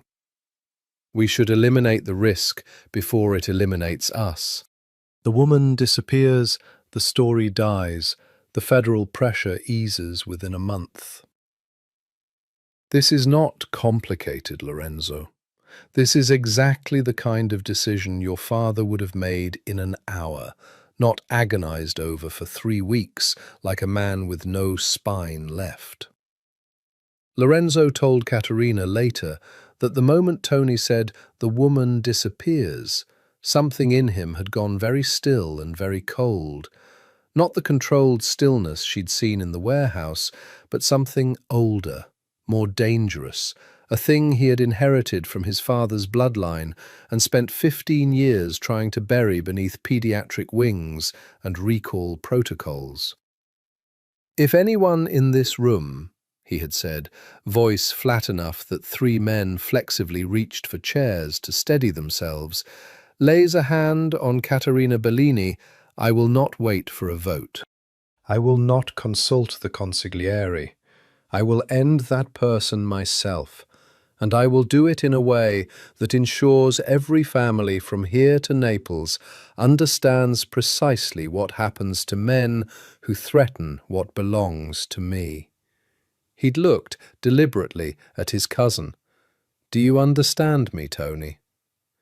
The room had gone silent, in the particular way rooms go silent when a man who has spent his life being underestimated finally shows everyone exactly how much teeth he's been hiding.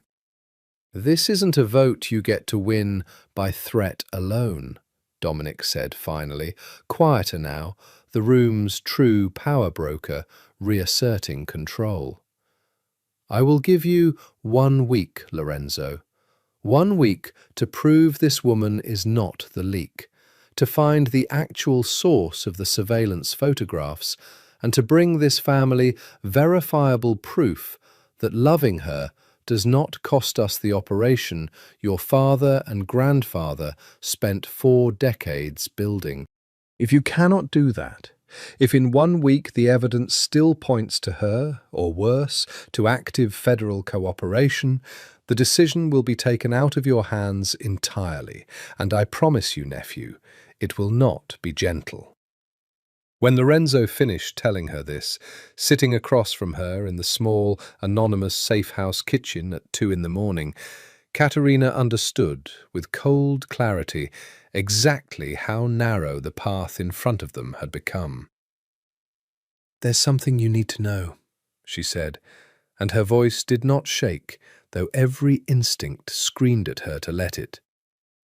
"Something I should have told you weeks ago, and didn't, because I was a coward, and because some part of me genuinely believed I could protect both of us by keeping it secret." She met his eyes. "I wore a wire, Lorenzo, once. In your penthouse, the night you gave me the key. I've been feeding the FBI fragments, shipment dates, warehouse locations, for almost a month." The silence that followed was the longest of her life. "I never gave them the war room's location," she continued, words coming faster now, desperate to land every piece of context before he could shut his face down into whatever expression came next. "I never gave them names. I edited every single thing I told them to protect you, even while I was technically betraying you. And I know that doesn't make it forgivable. But I need you to understand that I never stopped loving you, not for a single second, even while I was lying to you about it." Lorenzo sat very still, his hands flat on the kitchen table, his face unreadable in a way that frightened her more than any explosion of anger could have. "You're not their leak," he said finally, very quietly. "You're worse. You're their witness. Which means, Caterina, that the 1 week my uncle gave me to prove your innocence has just become the most dangerous deadline either of us has ever faced. Because the moment my family discovers what you just told me, no version of love I have for you will be enough to save your life." The discovery, when it came, did not come from Lorenzo's family at all. It came from inside his own organization, from the one place he had never thought to look. Marco found him 3 days later in the war room, face ashen, a tablet clutched in his hand like something that might detonate. "Boss, you need to see this." It was a video file. Security footage from a server room in the River North building, time-stamped 11 days earlier, showing a man Lorenzo had trusted for 6 years, his head of internal security, Vittorio Marchetti, copying files from a restricted server onto an external drive at 2 in the morning. "Vittorio," Lorenzo said, the name coming out of him like something physically painful. He's had access to everything. The war room's location, the shipment manifests, Katarina's file. "There's more," Marco said grimly, pulling up a second window. Encrypted message logs, recovered through a back door one of Elena's analysts had built into the organization's own internal communications years ago. Ostensibly for security audits, never intended for exactly this kind of discovery. The messages were between Vittorio and an unlisted number that, when traced, led to a known fixer for the Esposito family. "She's the leverage," one message read. "Camora's gone soft over a doctor. If we expose the relationship publicly, his own family does our work for us. If that doesn't break him, we take her directly. Either way, the operation collapses from the inside." Lorenzo read it twice, 3 times, something cold and absolute settling over his features that Marco had only seen once before, 15 years ago, in a hospital corridor in Naples. "He's the leak," Lorenzo said. "Not Caterina. Vittorio sold us to Esposito for, what, money? Position?" He looked up. "Where is he now?" "That's the problem, boss." Marco's jaw tightened. "He's not at the office. We pulled his phone location an hour ago. It pinged near the safe house." The blood left Lorenzo's face entirely. Caterina's safe house. He was already moving before Marco finished the sentence, taking the war room stairs 2 at a time, barking orders into a phone that connected him to 3 separate cars of men he trusted with his actual life, rather than merely his business. Every instinct he'd spent 15 years honing, screaming the same single fact. "I am too far away, and I might already be too late." At the safe house, Caterina had spent the morning doing the only thing that had ever made fear bearable for her, working, methodically, through the files Webb had left with her, cross-referencing supply chain data, looking for any thread that might prove what she now knew to be true, that someone inside Lorenzo's own organization was the actual source of the leak. She was so absorbed in the work that she didn't hear the back door's lock disengage, didn't hear footsteps until they were already in the kitchen doorway behind her. "Dr. Bellini." Vittorio Marchetti's voice was pleasant, almost gentle, which made it infinitely worse. "I'm sorry it's come to this, truly. You seem like a decent woman caught in a very bad family." Caterina's hand found the kitchen knife on the counter before her mind had fully processed the danger. Every instinct from a decade of emergency medicine. Assess the threat, locate the exit, buy time, firing in rapid, cold sequence. "Vittorio, I know you're Lorenzo's head of security. Whatever's happening, you don't want to—" "I want quite a lot of things, actually," he said, stepping fully into the kitchen, a gun held with the casual competence of a man who had used one before and would not hesitate to again. "I want the Esposito family's protection when this organization finally collapses, which it will, the moment word gets out that Lorenzo Camorra fell in love with an FBI informant. I want the considerable payment already wired to an account you'll never trace.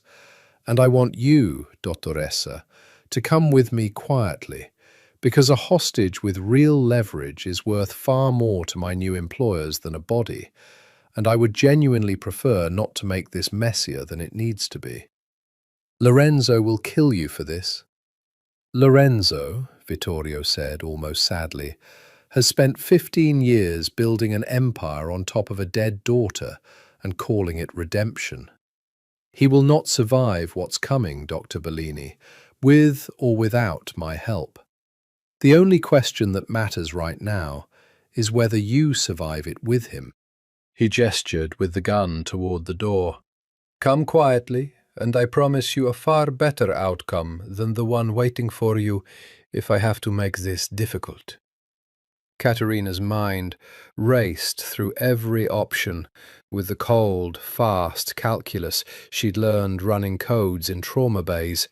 Comply and buy time, resist and risk immediate violence, stall and hope Lorenzo's people found the location before Vittorio got her into a car. She chose the only option that gave her any control at all.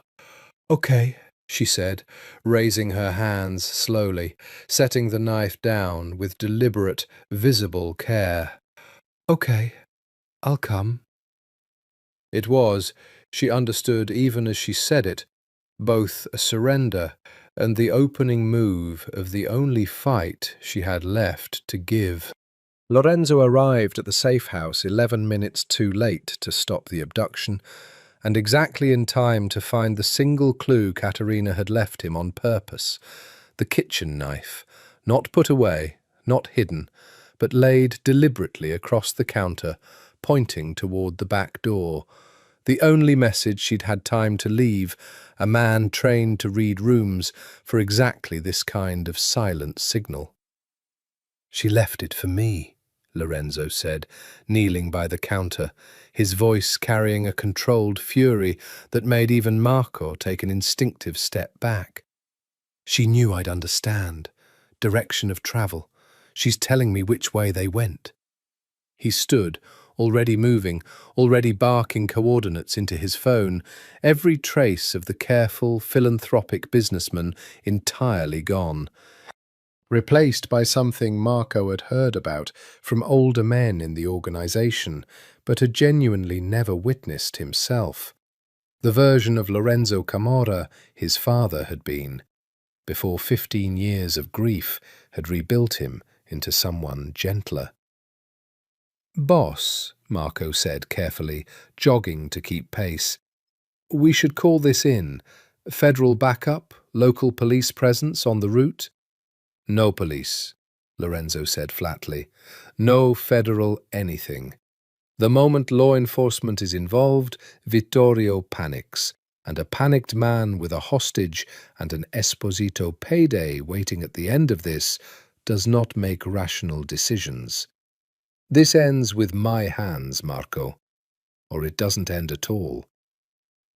It took 4 hours of brutal, methodical tracking, traffic camera footage Elena pulled through a backdoor system, a gas station purchase on a card Vittorio had stupidly forgotten was still linked to organization funds, a toll booth camera that placed a black SUV heading toward an industrial property on the city's southwest side that, Lorenzo realized with a cold lurch of recognition, his own family had used for exactly this purpose 2 decades earlier, before he'd taken over and quietly shut down every facility his father had once used for things he refused to let himself think too hard about. He went in alone. He would tell Caterina later that this was the one decision in the entire ordeal he would never apologize for, regardless of what it cost him. Because the moment Marco's men surrounded the building, Vittorio's first instinct would be to use his hostage as a shield, and Lorenzo was not willing to gamble Caterina's life on anyone's aim but his own. He found them in a stripped office on the building's 2nd floor, Caterina bound to a chair, a livid bruise blooming along her jaw, where Vittorio had apparently struck her for some defiance Lorenzo would later learn had involved her telling the man, with remarkable composure for a hostage, that his entire plan was strategically incoherent and would get him killed within the week. "Lorenzo!" Vittorio's voice carried genuine surprise. He had clearly expected an army, not one man, unarmed at his sides, walking through the door with the deliberate, unhurried calm of someone who had already decided exactly how this ended. "You came alone." "That's either very brave or very stupid." "I've been told that before," Lorenzo said, eyes never leaving Caterina's, reading in one glance the controlled fear behind her steady gaze, cataloguing the bruise, the bound wrists, the small, defiant set of her jaw that told him, even now, even here, she had not stopped fighting. "Let her go, Vittorio. This is between you and me.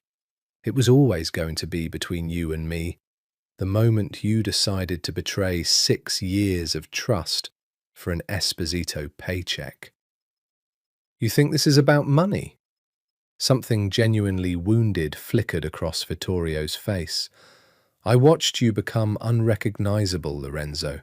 The man who used to understand that this family survives through strength, through fear, through being the thing other organizations are afraid to cross. And you turned us into a charity. Pediatric wings. War rooms tracing supply chains like we're a legitimate corporation instead of what we actually are. I did not betray this family. I tried to save it from a boss who fell in love with a doctor and forgot what blood we actually come from." "Then you should have come to me directly," Lorenzo said, voice dropping low, dangerous. "Instead, you sold us to a rival family, leaked photographs that destroyed a good woman's career, and put a gun on someone who has never once threatened you." He took a slow step forward, and Vittorio's gun arm tightened, swinging between Lorenzo and Caterina with the jerky uncertainty of a man whose careful plan had not accounted for facing his boss alone. "For 15 years, I have not taken up a weapon myself.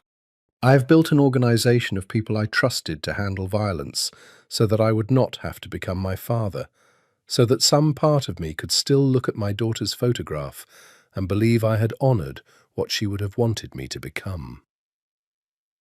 His voice cracked, just slightly, on the last word. "You have made certain today that those 15 years are about to end." What happened next took less than 4 seconds, though Caterina would replay every fraction of it for months afterward. Vittorio's gun swinging toward Lorenzo in a final desperate move, Lorenzo closing the distance between them with a speed that should have been impossible for a man who'd spent 15 years in boardrooms rather than alleys. The brief, brutal struggle that ended with Vittorio on the ground and Lorenzo standing over him, breathing hard. A gun that had been Vittorio's own, now steady in his hand. He did not fire it. Caterina would understand later that this restraint, choosing in the end to call Marco's men in to take Vittorio alive rather than ending it himself in that room, was the single most important decision Lorenzo Camorra made in the entire ordeal, the moment that separated the man trying to become something better from the inheritance he'd spent his whole life resisting. He crossed the room instead, cutting her bindings with hands that shook for the first time since she'd known him, and pulled her into an embrace so fierce it nearly hurt, his whole body trembling with adrenaline and relief, and a fear he had clearly never let himself fully feel until exactly this moment. "I thought I'd lost you," he said into her hair, voice breaking completely.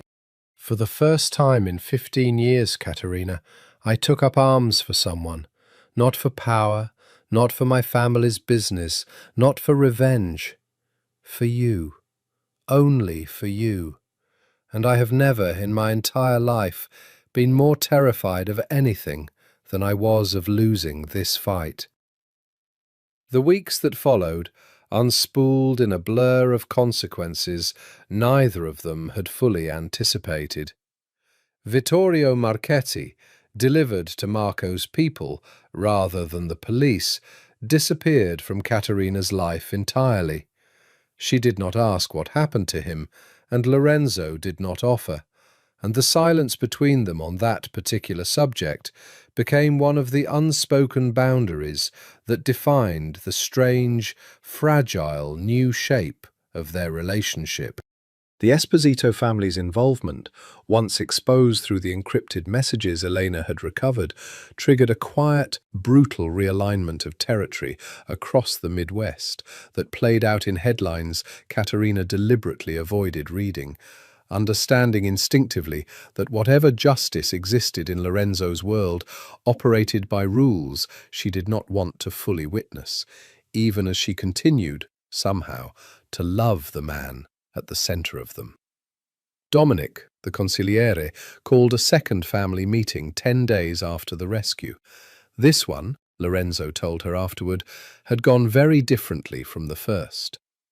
"You were right to defy us," Dominic had said, with the particular grudging respect of a man who valued strength above all else and had just watched his nephew demonstrate an enormous, undeniable quantity of it. The leak was internal.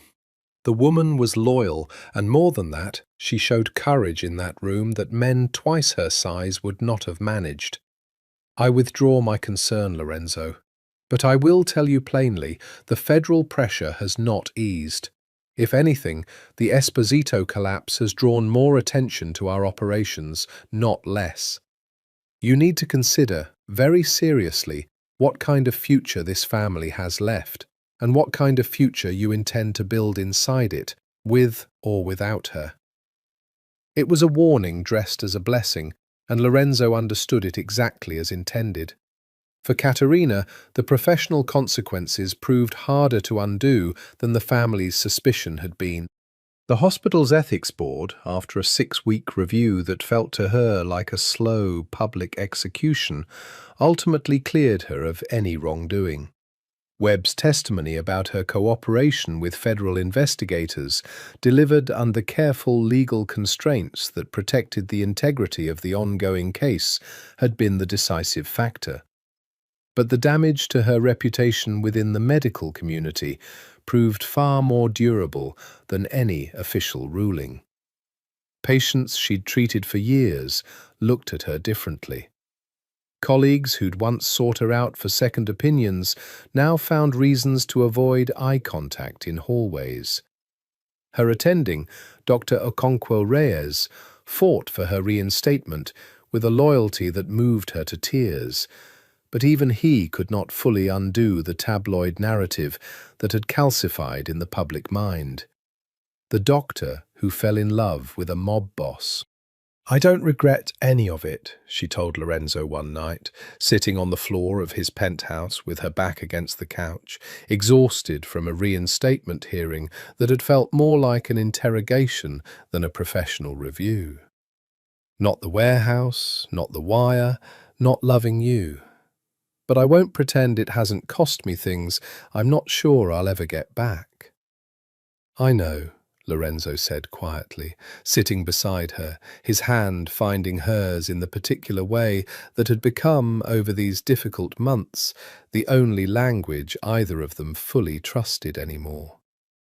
"I have spent the last 6 weeks trying to find a version of my life that doesn't keep costing you everything you've built. I am not certain, Caterina, that such a version exists while I remain who I currently am." She turned to look at him, hearing something underneath the words that frightened her more than Vittorio's gun had. "What are you saying?" "I'm saying," he said slowly, "that I have spent 15 years convincing myself that I could build something honorable inside an organization built on dishonor. That a war room tracing counterfeit drugs could somehow balance the scale against everything my family has done, is doing, will continue to do long after I'm gone. And I watched you 3 weeks ago, sitting bound to a chair with a bruise on your face, refusing to stop being yourself, even with a gun pointed at you. And I understood something I have been avoiding understanding for 15 years. His voice dropped, rougher now, raw with a vulnerability she'd rarely seen even from him. I cannot protect you inside this life, Katerina. Not fully. Not the way you deserve. Every day you stay with me is a day you remain a target for every rival, every federal investigation, every internal betrayal my family's business will inevitably produce. I love you too much to keep pretending that isn't true. Are you breaking up with me? No. His hand tightened around hers, fierce, immediate. I am telling you that I am beginning to consider something I have never once let myself consider in 15 years of running this organization. Walking away from it entirely. Not the legitimate pharmaceutical work, not the war room, not the foundation, but the rest of it. The blood, the territory wars, the version of my family's business that requires me to remain permanently a target, as dangerous to love as I am necessary to fear. He looked at her, eyes dark and steady. I do not know yet what that would cost either of us, but I know I am no longer willing to keep choosing an empire over the only person who has ever made me want to put it down. It was, of course, never going to be as simple as wanting to walk away. Dominic made that brutally clear within a week of Lorenzo first floating the idea in a private conversation conducted not in the basement restaurant this time, but in Lorenzo's own war room, as if the consigliere wanted the location itself to underscore the stakes of what was being discussed. You think you can simply resign, Dominic said, voice flat with a contempt Lorenzo had rarely heard directed at him before. The way a man leaves a corporate job he's grown tired of. You are not an employee, Lorenzo. You are the fourth generation of a bloodline that has run this organization for 90 years. There is no clean exit. There is no severance package. The only ways out of this family are death, federal prison, or witness protection after testifying against everyone who trusted you. And I promise you, nephew, the last option will not feel like freedom. It will feel like spending the rest of your life looking over your shoulder for the family you betrayed. I'm not interested in betraying anyone, Lorenzo said. I want to negotiate a transition. The legitimate pharmaceutical operations remain fully, transparently legal with proper oversight, generating more sustainable revenue than half our current territory disputes combined. The rest, the parts that require violence and federal exposure, I want to dissolve gradually, transferred to whatever family is willing to absorb the territory in exchange for guaranteed non-interference in the legitimate business going forward. Dominic's laugh held no warmth at all. You want to hand our territory to the Espositos, the same family that just tried to kidnap your girlfriend, and trust them to leave us alone out of professional courtesy? Not the Espositos. The Marinellis in Cicero. They've wanted expanded territory for a decade and have always respected the boundaries of operations they don't directly control. Lorenzo's voice carried the careful precision of a man who had clearly spent weeks wargaming exactly this conversation. It's not betrayal, Uncle. It's succession planning, the way every legitimate business eventually transitions when its leadership decides a different path serves the organization's long-term survival better than the status quo. And if I refuse to support this transition, then I will do it without your support, Lorenzo said quietly, and I will hope, for the sake of the relationship we've shared my entire life, that you choose not to stand in the way of the first decision I have ever made entirely for myself, rather than for this family's expectations. The negotiation that followed consumed the better part of 2 months. Careful, dangerous conversations conducted through trusted intermediaries with the Marinelli organization, a gradual, deliberate withdrawal from territory disputes that had to look, to outside observers and rival families alike, like organic, strategic repositioning rather than the controlled collapse of a 90-year dynasty. Katerina watched it unfold from a careful distance, understanding instinctively that her direct involvement in these negotiations would only complicate an already volatile process. But she felt the toll it took on Lorenzo every night he came home, increasingly rare nights as the work consumed him, looking older, more exhausted, carrying the particular weight of a man dismantling the only inheritance he'd ever been given. "Do you regret it?" she asked him one night, 3 weeks into the transition, finding him in his study, staring at documents he hadn't moved in over an hour. "Starting this, choosing me over the family business." "Never," he said, without hesitation, looking up to find her in the doorway. "But I won't pretend it isn't harder than I expected. 15 years of identity doesn't simply unwind because you've decided it should."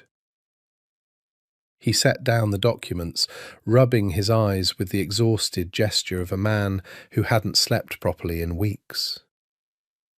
"Dominic has stopped speaking to me, except when business requires it.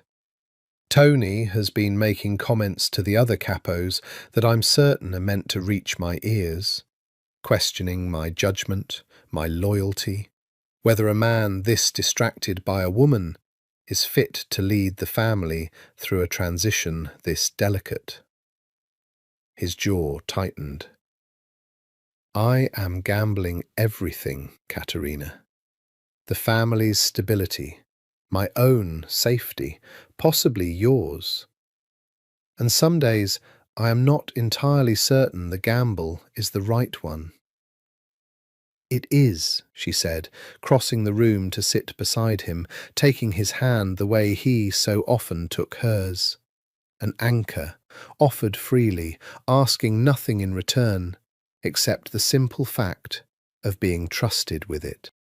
"I know it doesn't feel that way some days, but Lorenzo, the man building this transition, the man choosing his own conscience over 90 years of inherited expectation, that's the man Sophia would have wanted you to become.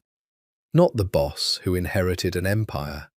The father who finally found a way to honor her by refusing to let any more children die for someone else's profit margin."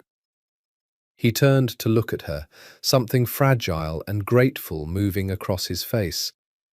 "I have never told you this," he said quietly, "but you are the only person in 15 years who has ever spoken about her without flinching, without treating her like a wound I need to be protected from discussing.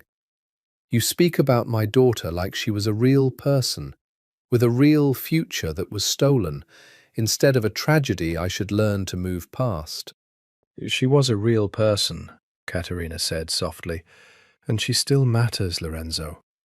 Walking away from this family's violence doesn't dishonor what you built in her name. It completes it." It was, neither of them yet knew, the calm before the storm that would finally force their hand. Because 3 days later, word reached Tony Camorra, through channels no one had anticipated, that his cousin's transition plan included a detail Lorenzo had kept carefully hidden even from Dominic. A private understanding with Marcus Webb's task force that when the time was right, Lorenzo intended to provide testimony sufficient to dismantle not just his own operations, but the entire interconnected network of organized crime families across 3 states. Tony Camorra did not wait for permission before he acted. He convened his own meeting, illegal under the family's traditional structure, But Tony had never been a man overly concerned with tradition when ambition offered a faster path.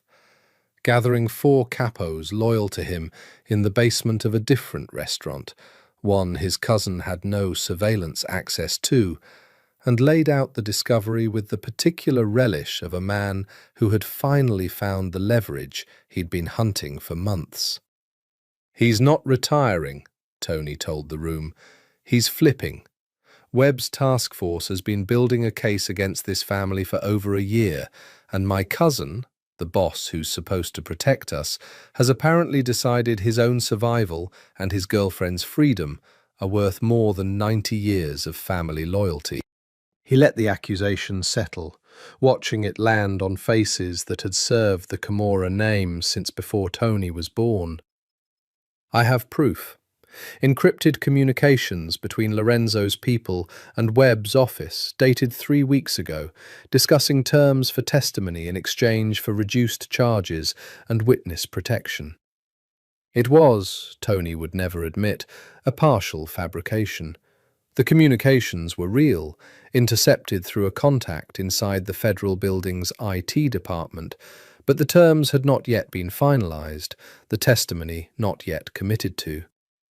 Tony understood, with the cold pragmatism of a man who had waited his entire life for exactly this opportunity, that the difference between considering testimony and committed traitor mattered far less than how convincingly he could present the accusation to men who had spent their whole lives being taught that betrayal was the only unforgivable sin. "The family's law is clear," Tony continued, voice hardening. "A boss who turns informant doesn't get a grace period for good behavior. He gets the same sentence anyone else would receive for selling out 90 years of blood. And the woman who turned him soft enough to consider it dies with him, so there's no witness left to testify, no leverage left for the federal government to use." The vote that followed was not unanimous. 2 of the 4 capos hesitated, uncertain about moving against a sitting boss without Dominic's explicit approval. But Tony had counted votes before convening the meeting and knew, with the precision of a man who'd spent years preparing for exactly this moment, that 3 votes were enough to authorize what came next. Dominic learned of the order 4 hours later, far too late to stop its initial momentum, and immediately understood the catastrophic position it placed him in. Caught between loyalty to a nephew he had personally trained, doubt about whether that nephew's transition plan truly included betrayal, and the brutal political reality that openly opposing Tony's faction now, with the order already issued, risked tearing the entire organization apart in a civil war that would leave both Camorra cousins dead and the family's territory carved up by rivals within a month. He chose the only option that preserved any possibility of a future. He called Lorenzo directly, voice carrying none of its usual cold authority, stripped down to something almost paternal in its urgency. "Tony has issued a kill order," Dominic said without preamble the moment Lorenzo answered.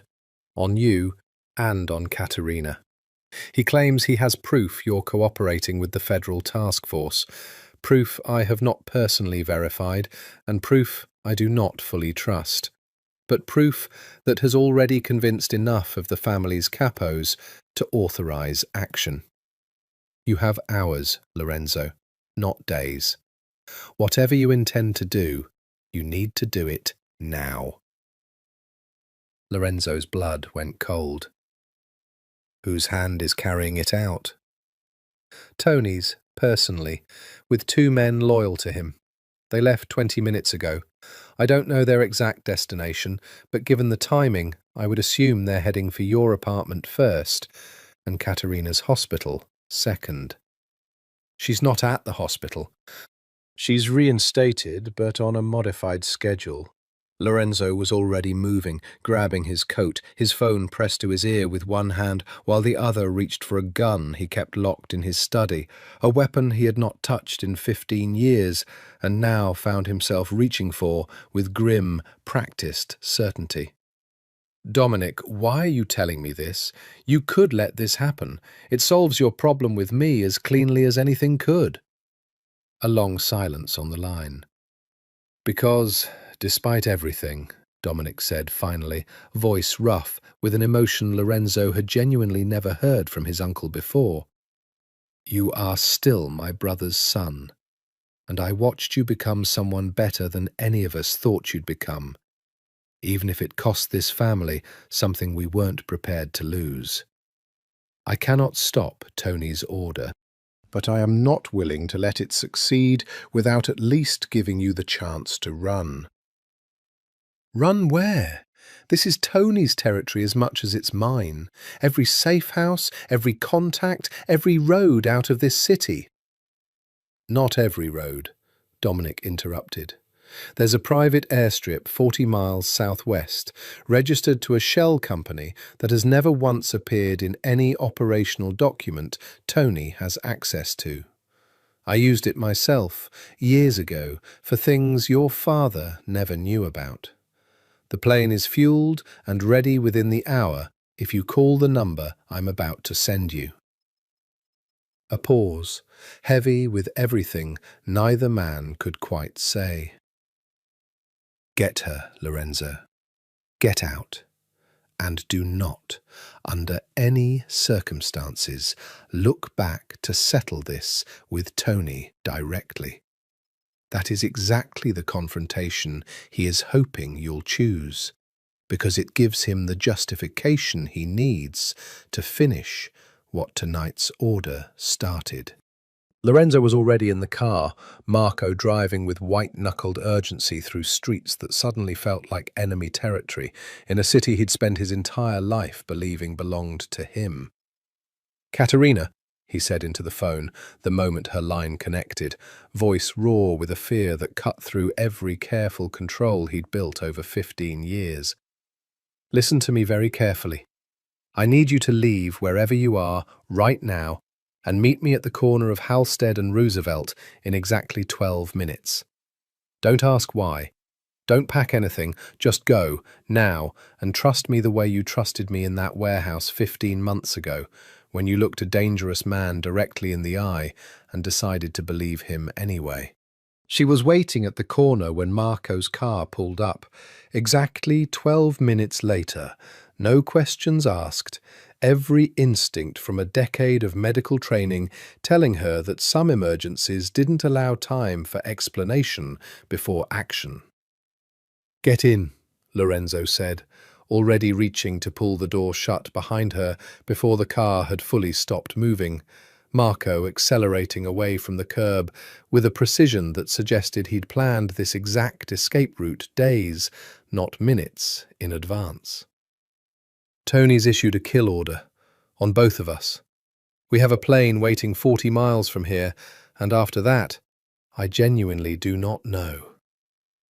Katerina's hands found his without hesitation, steadier than either of them expected. "Tell me what you need from me." "I need you to understand," Lorenzo said, voice tight with the particular controlled urgency of a man holding back panic through sheer force of will, "that the moment we get on that plane, we are choosing a life neither of us has ever lived. No hospital, no residency, no penthouse, no foundation, no name either of us currently carries.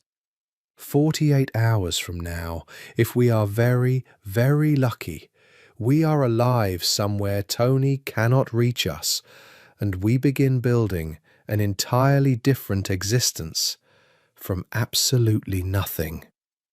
His grip on her hand tightened. "I need to know, Katerina, before we get on that plane, whether you are willing to choose that life, because I will not force this on you. If you want out, If you want Webb's protective custody instead, the federal program, instead of running with a man your own government is actively investigating, I will make Marco take you there right now, and I will face whatever comes next alone, because I would rather lose you to safety than keep you and lose you to violence instead. I already chose, Katerina said, voice fierce despite the tears she could feel building behind her eyes. I chose in a warehouse 15 months ago. I chose every single day since, even when it cost me my career, even when I was terrified of what loving you actually meant. I am not choosing differently now because the stakes finally caught up to the choice I already made. She pulled his hand to her chest, holding it against her racing heart. Wherever we're going, Lorenzo, I'm going with you. That's not negotiable. The 48 hours that followed unfolded like a fever dream. Neither of them would ever fully describe to anyone, even years later, even once the danger had long passed. The private airstrip Dominic had described proved real. The plane fueled and waiting exactly as promised, piloted by a man who asked no questions and clearly had been paid years earlier for exactly this kind of discretion. They flew first to a small regional airport in Michigan, then transferred, under names neither of them recognized as their own, to a second flight that took them, finally, exhausted and shaking with adrenaline that had nowhere left to go, to a private location Lorenzo would only describe as somewhere Tony has never once had reason to look. It was there, in a cramped, anonymous safe house, owned by a contact so far removed from the Camorra organization that even Dominic didn't know about it, that Lorenzo finally called Marcus Webb directly. The call neither of them had ever expected him to make voluntarily. Delivered now not as an informant cooperating under duress, but as a man with no other path left to survival. I want to testify, Lorenzo said, the moment Webb answered, his voice carrying none of its usual control, stripped down to raw, exhausted honesty. Full cooperation. Every operation, every name, every shipment route I have knowledge of, going back 15 years. I want witness protection for myself and for Katerina, and I want it processed faster than your bureaucracy typically allows, because there is currently a kill order on both our lives, and we have at most another day before Tony's people find the trail we left getting here. There was a long silence on the line. Webb, Katerina would learn later, had spent 14 months building toward exactly this outcome, and still found himself genuinely stunned to be receiving it through a phone call rather than years of additional pressure. You understand what full cooperation means, Webb said finally, voice careful. Not just Meridian Pharma, not just the counterfeit pharmaceutical operation. Everything, Lorenzo. Every family connected to yours, every operation you have direct knowledge of, testimony that will be used to dismantle organized crime networks across 3 states and put away men you have known your entire life. I understand exactly what it means, Lorenzo said. I have spent 15 years building something inside an inheritance I never asked for, trying to convince myself that quiet redemption was enough to balance the scale. I was wrong. The only way to actually balance it, the only way to actually become the man I want Katerina to spend the rest of her life with, the man my daughter would have wanted me to become, is to finish what I started, all the way through, regardless of what it costs me. His voice broke just slightly on the last words. I am asking for protection for the woman I love, Agent Webb, and I am offering you everything I have in exchange for it. That is not a negotiation. It is the only choice I have left that I can live with. I can have a protective detail to your location within 6 hours, Webb said. But Lorenzo, once this starts, there's no walking it back. Once you're in the system, once your testimony is on record, you cannot decide 3 weeks from now that you've changed your mind. Are you certain? Lorenzo looked across the small, anonymous room at Katerina, exhausted and frightened and utterly, unwaveringly present beside him through every terrifying hour of the last 2 days, and felt, for the first time in 15 years, something that was not quite peace, but was close enough to recognize as its distant cousin. I have never been more certain of anything in my life, he said. The federal protective custody process moved with a speed that surprised even Webb, who had spent 14 months watching this exact case crawl through every conceivable bureaucratic delay. Katerina and Lorenzo spent the first 3 weeks in a secure federal facility outside the city, separated for portions of each day for individual debriefing. Lorenzo's sessions stretching 12 hours at a time as he laid out, with the same meticulous precision he'd once used to trace counterfeit pharmaceutical shipments, the entire architecture of an organization 4 generations deep. Names, dates, bank accounts routed through 3 countries. The full scope of operations Vittorio had betrayed, the operations Tony's faction controlled, the careful network of legitimate businesses that had laundered money for the family since before Lorenzo's grandfather first arrived in Chicago from Naples, with nothing but ambition and a willingness to do whatever the new world required. You don't have to watch any of it, Webb told Katerina gently, during one of the rare hours they were permitted together, finding her in the facility's small common room, staring at a muted television, where a news segment about a series of coordinated federal raids played silently across the screen. The arrests are happening as we speak, but you're not required to follow the coverage if it's too much. I want to know, Katerina said quietly. I owe it to Walter Hines' widow at minimum to understand exactly what this cost and what it bought. What it bought over the following months proved to be substantial. 41 arrests across 3 states, including Tony Kimura himself, taken into custody at a property he'd believed secure precisely because Lorenzo's testimony had identified it as one of the few locations even Dominic hadn't known about. Dominic himself was charged, but through a careful plea arrangement his own decades of caution had clearly anticipated, received a significantly reduced sentence in exchange for corroborating testimony that filled gaps even Lorenzo's account couldn't reach. The Esposito family's West Coast operations collapsed within weeks, destabilized by the same federal pressure that had originally driven Vittorio's betrayal, an irony Lorenzo noted with a grim, exhausted satisfaction during one of his final debriefing sessions. The legitimate pharmaceutical operations Lorenzo had spent 15 years building survived, transitioned through careful legal arrangements into an independent foundation that continued funding the pediatric cardiac unit at Northwestern Memorial under new, transparent leadership with no connection to either Lorenzo or the Kimura name. A final act of penance, Katerina understood, for a man determined to make certain that whatever good he'd built outlasted the empire it had grown from.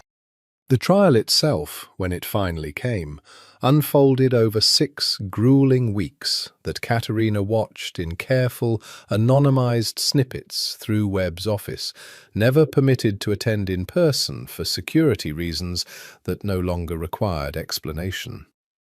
She watched through second-hand accounts and the occasional photograph Webb shared against strict protocol as Lorenzo Camorra sat in a federal courtroom and testified in methodical, devastating detail against the only family he had ever known. He did not flinch from any of it, Webb told her afterward.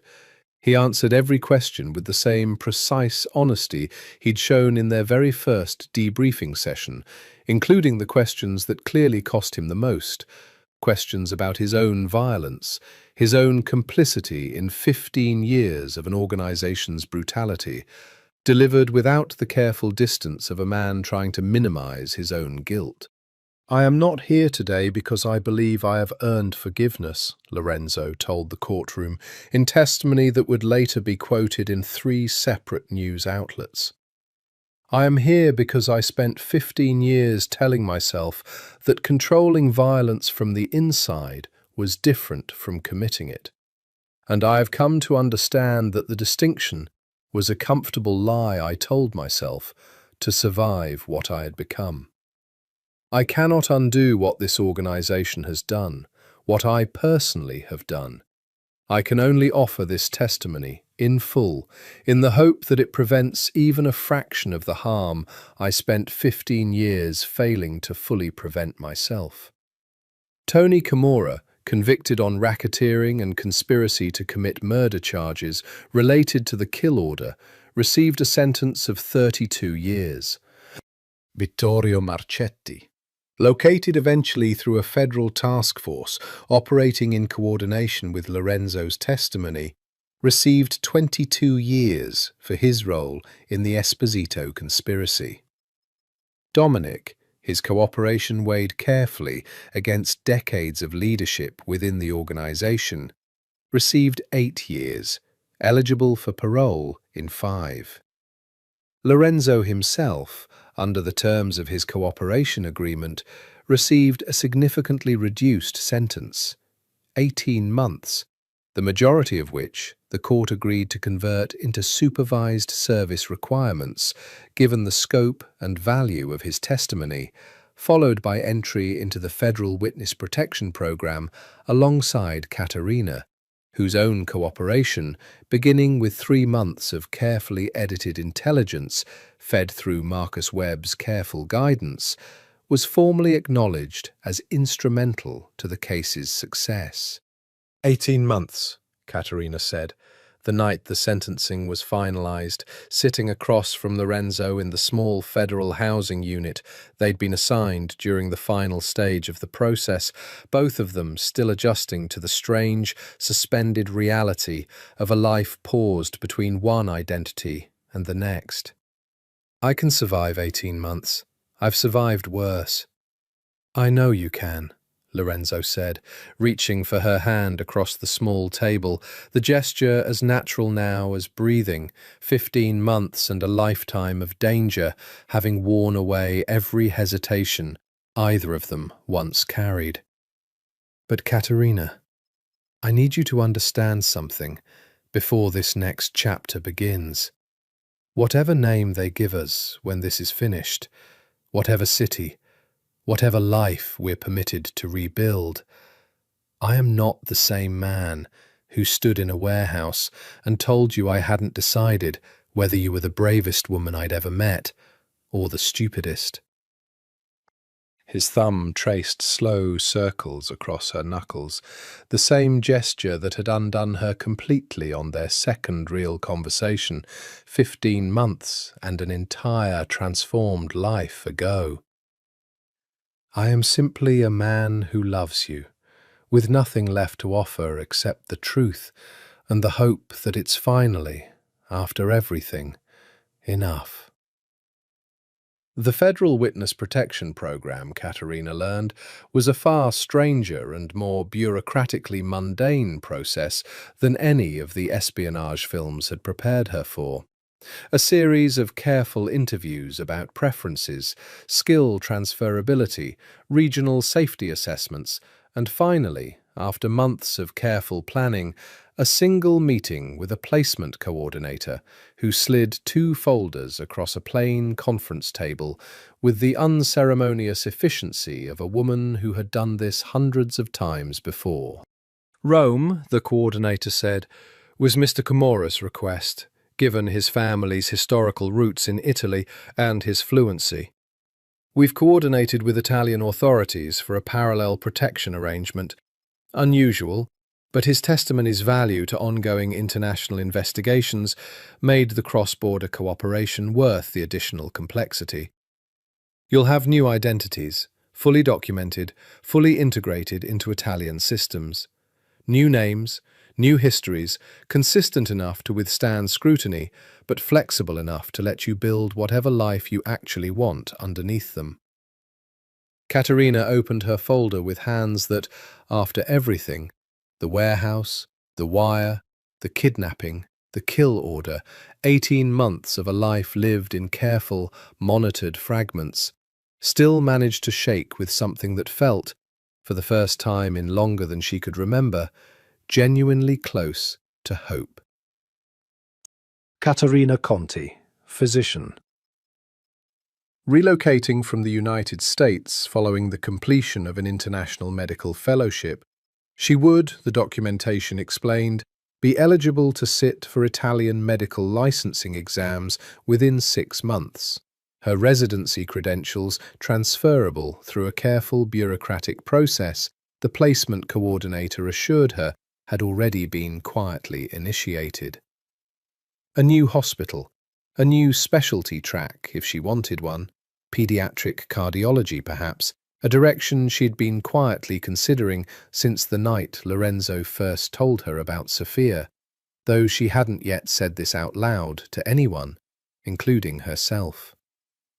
Lorenzo's folder, beside hers, read, Lorenzo Conti, independent pharmaceutical consultant, a name that preserved, in its quiet way, the family she'd carried with her, attached now to a man building an entirely different kind of legacy. You don't have to take the same surname, the coordinator said, noting Caterina's expression as she compared the two folders. It's common practice for protected witnesses entering relationships to share a surname for documentation consistency, but it's entirely optional. We can adjust either identity if you'd prefer separate names. Caterina looked across the table at Lorenzo, who was watching her with the particular careful stillness he still carried into any moment that mattered. The same stillness she'd first encountered in a dark warehouse 15 months ago, before she'd understood it was not coldness, but a man permanently braced for loss, learning slowly, painfully, that some things were finally safe enough to want without flinching. Conti, she said, I'll keep it, both of us. Something moved across Lorenzo's face that she'd only seen a handful of times in their entire relationship. The rare, unguarded vulnerability of a man who had spent 15 years convinced he didn't deserve the things he wanted most. You don't have to, he said quietly, once the coordinator had stepped out to retrieve additional paperwork, leaving them alone in the small conference room. I would understand, Caterina, if you wanted a name that belonged entirely to you. A fresh start that isn't tied to mine, even in this small way. I don't want a fresh start that isn't tied to yours, she said simply. I want a fresh start with you in it. That's the entire point, Lorenzo. I didn't fall in love with a name. I fell in love with a man who handed me a key to his grandmother's apartment in Naples before either of us understood we'd actually need it. She reached across the table, taking his hand the way she had 100 times before, in penthouses and safe houses and federal conference rooms, the gesture itself the truest constant either of them had carried through everything. Rome isn't far from Naples. We could visit, see the apartment, maybe even keep it if the protection program allows it. It allows it, Lorenzo said, voice rough with something that was not quite tears, but lived in the same neighborhood. I made certain of that during the placement negotiations. though I didn't want to mention it until I knew you'd actually choose Rome with me." A faint, exhausted smile broke across his face. "I believe Sophia would have loved you, Katerina. I think about that more than almost anything else, watching you choose this, choose me, choose everything this life still costs both of us, even now, even after everything. She would have loved the woman fierce enough to look a dangerous man in the eye and tell him the truth, and never once stop telling it, no matter what it cost her."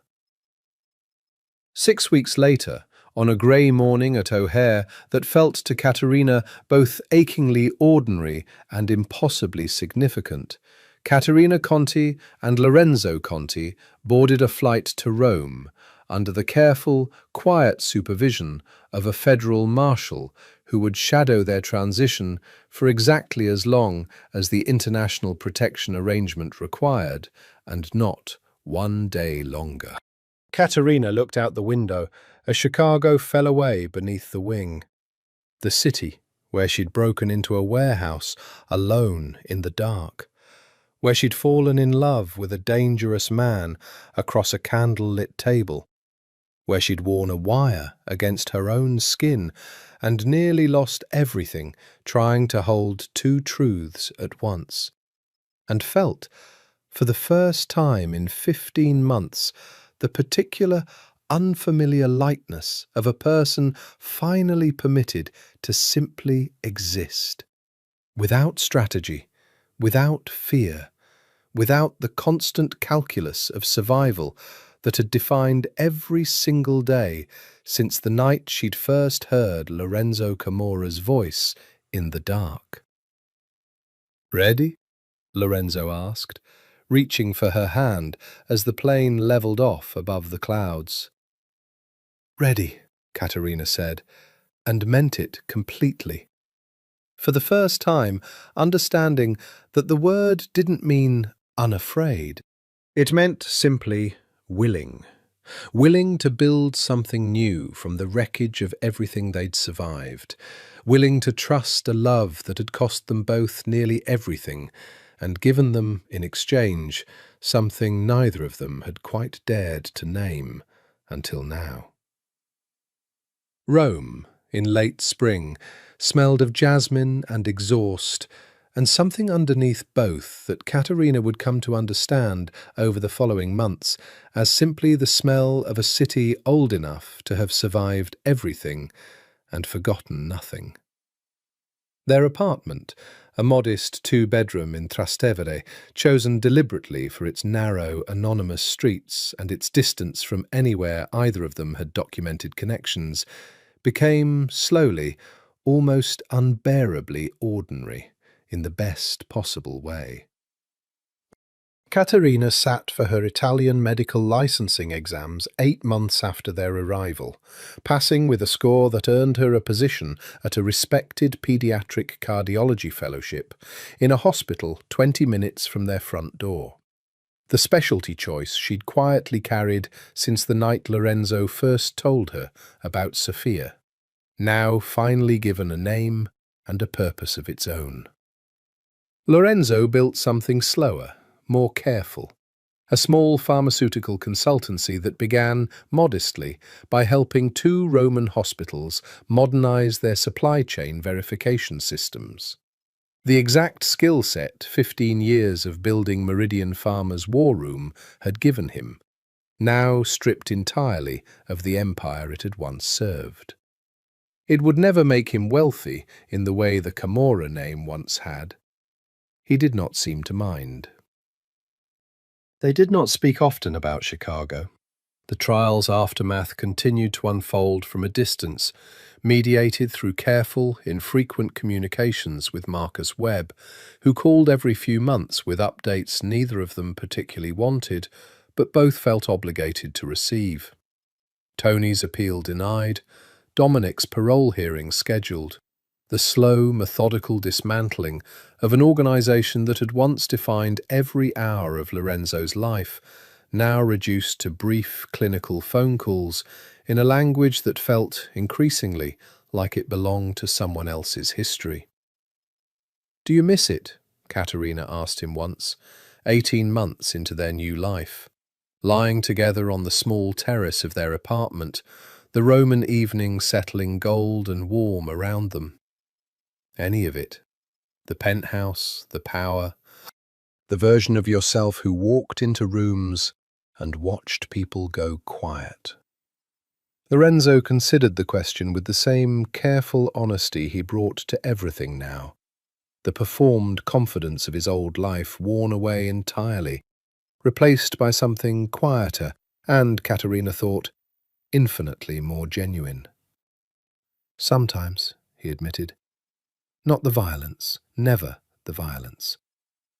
But there was a version of competence in that life. A sense of controlling something vast and dangerous, that this quieter version of myself sometimes misses.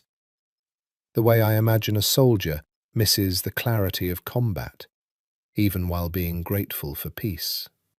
He turned to look at her, the last gold light catching the grey that had spread further through his hair over the past 2 years. "But then I remember what that competence actually cost. You, bound to a chair with a bruise on your jaw. Sophia, 6 years old, in a hospital bed I have spent 20 years trying not to remember in too much detail. Walter Hines's widow twisting a tissue into a wet rope in a family room I will think about for the rest of my life." His hand found hers, the gesture as natural now as it had been from the very beginning. "No, Katerina, I do not miss it. I miss, sometimes, the idea of who I thought I was inside it. But I have become someone better since I let it go, and that man, the one sitting here with you on this terrace in this ordinary, extraordinary life, is the only version of myself I have ever actually wanted to be." It was that autumn, 2 years and 4 months after their arrival in Rome, that Katerina received the envelope. It arrived through a careful chain of forwarding addresses Webb had helped establish, a final, formal closure to a chapter of her life she'd thought entirely finished. Her dissertation, revised and finally published in a peer-reviewed journal of pharmaceutical policy. The names redacted, as she'd promised herself in that warehouse over 3 years earlier. The real architects of the counterfeit drug network named and prosecuted. Lorenzo's role in both the crime and its dismantling preserved only in federal records, sealed for the protection of an ongoing witness program. The envelope contained a single printed copy of the published paper, a brief congratulatory note from her former attending, Dr. Okonkwo Reyes, who had somehow, through channels she chose not to investigate too closely, learned enough about her continued existence to send his genuine pride across an ocean and a new identity. She read the paper that evening on the terrace, Lorenzo beside her, watching the sun set over rooftops the colour of old terracotta, and felt something settle in her chest that she recognised, finally, as peace. Not the absence of everything they'd survived, but the slow, hard-won integration of it into a life that had room now for both grief and joy to coexist without either one consuming the other. "It's done," she said softly, setting the paper down. "All of it. Walter Hines, Loretta Vance, Dwight Okafor.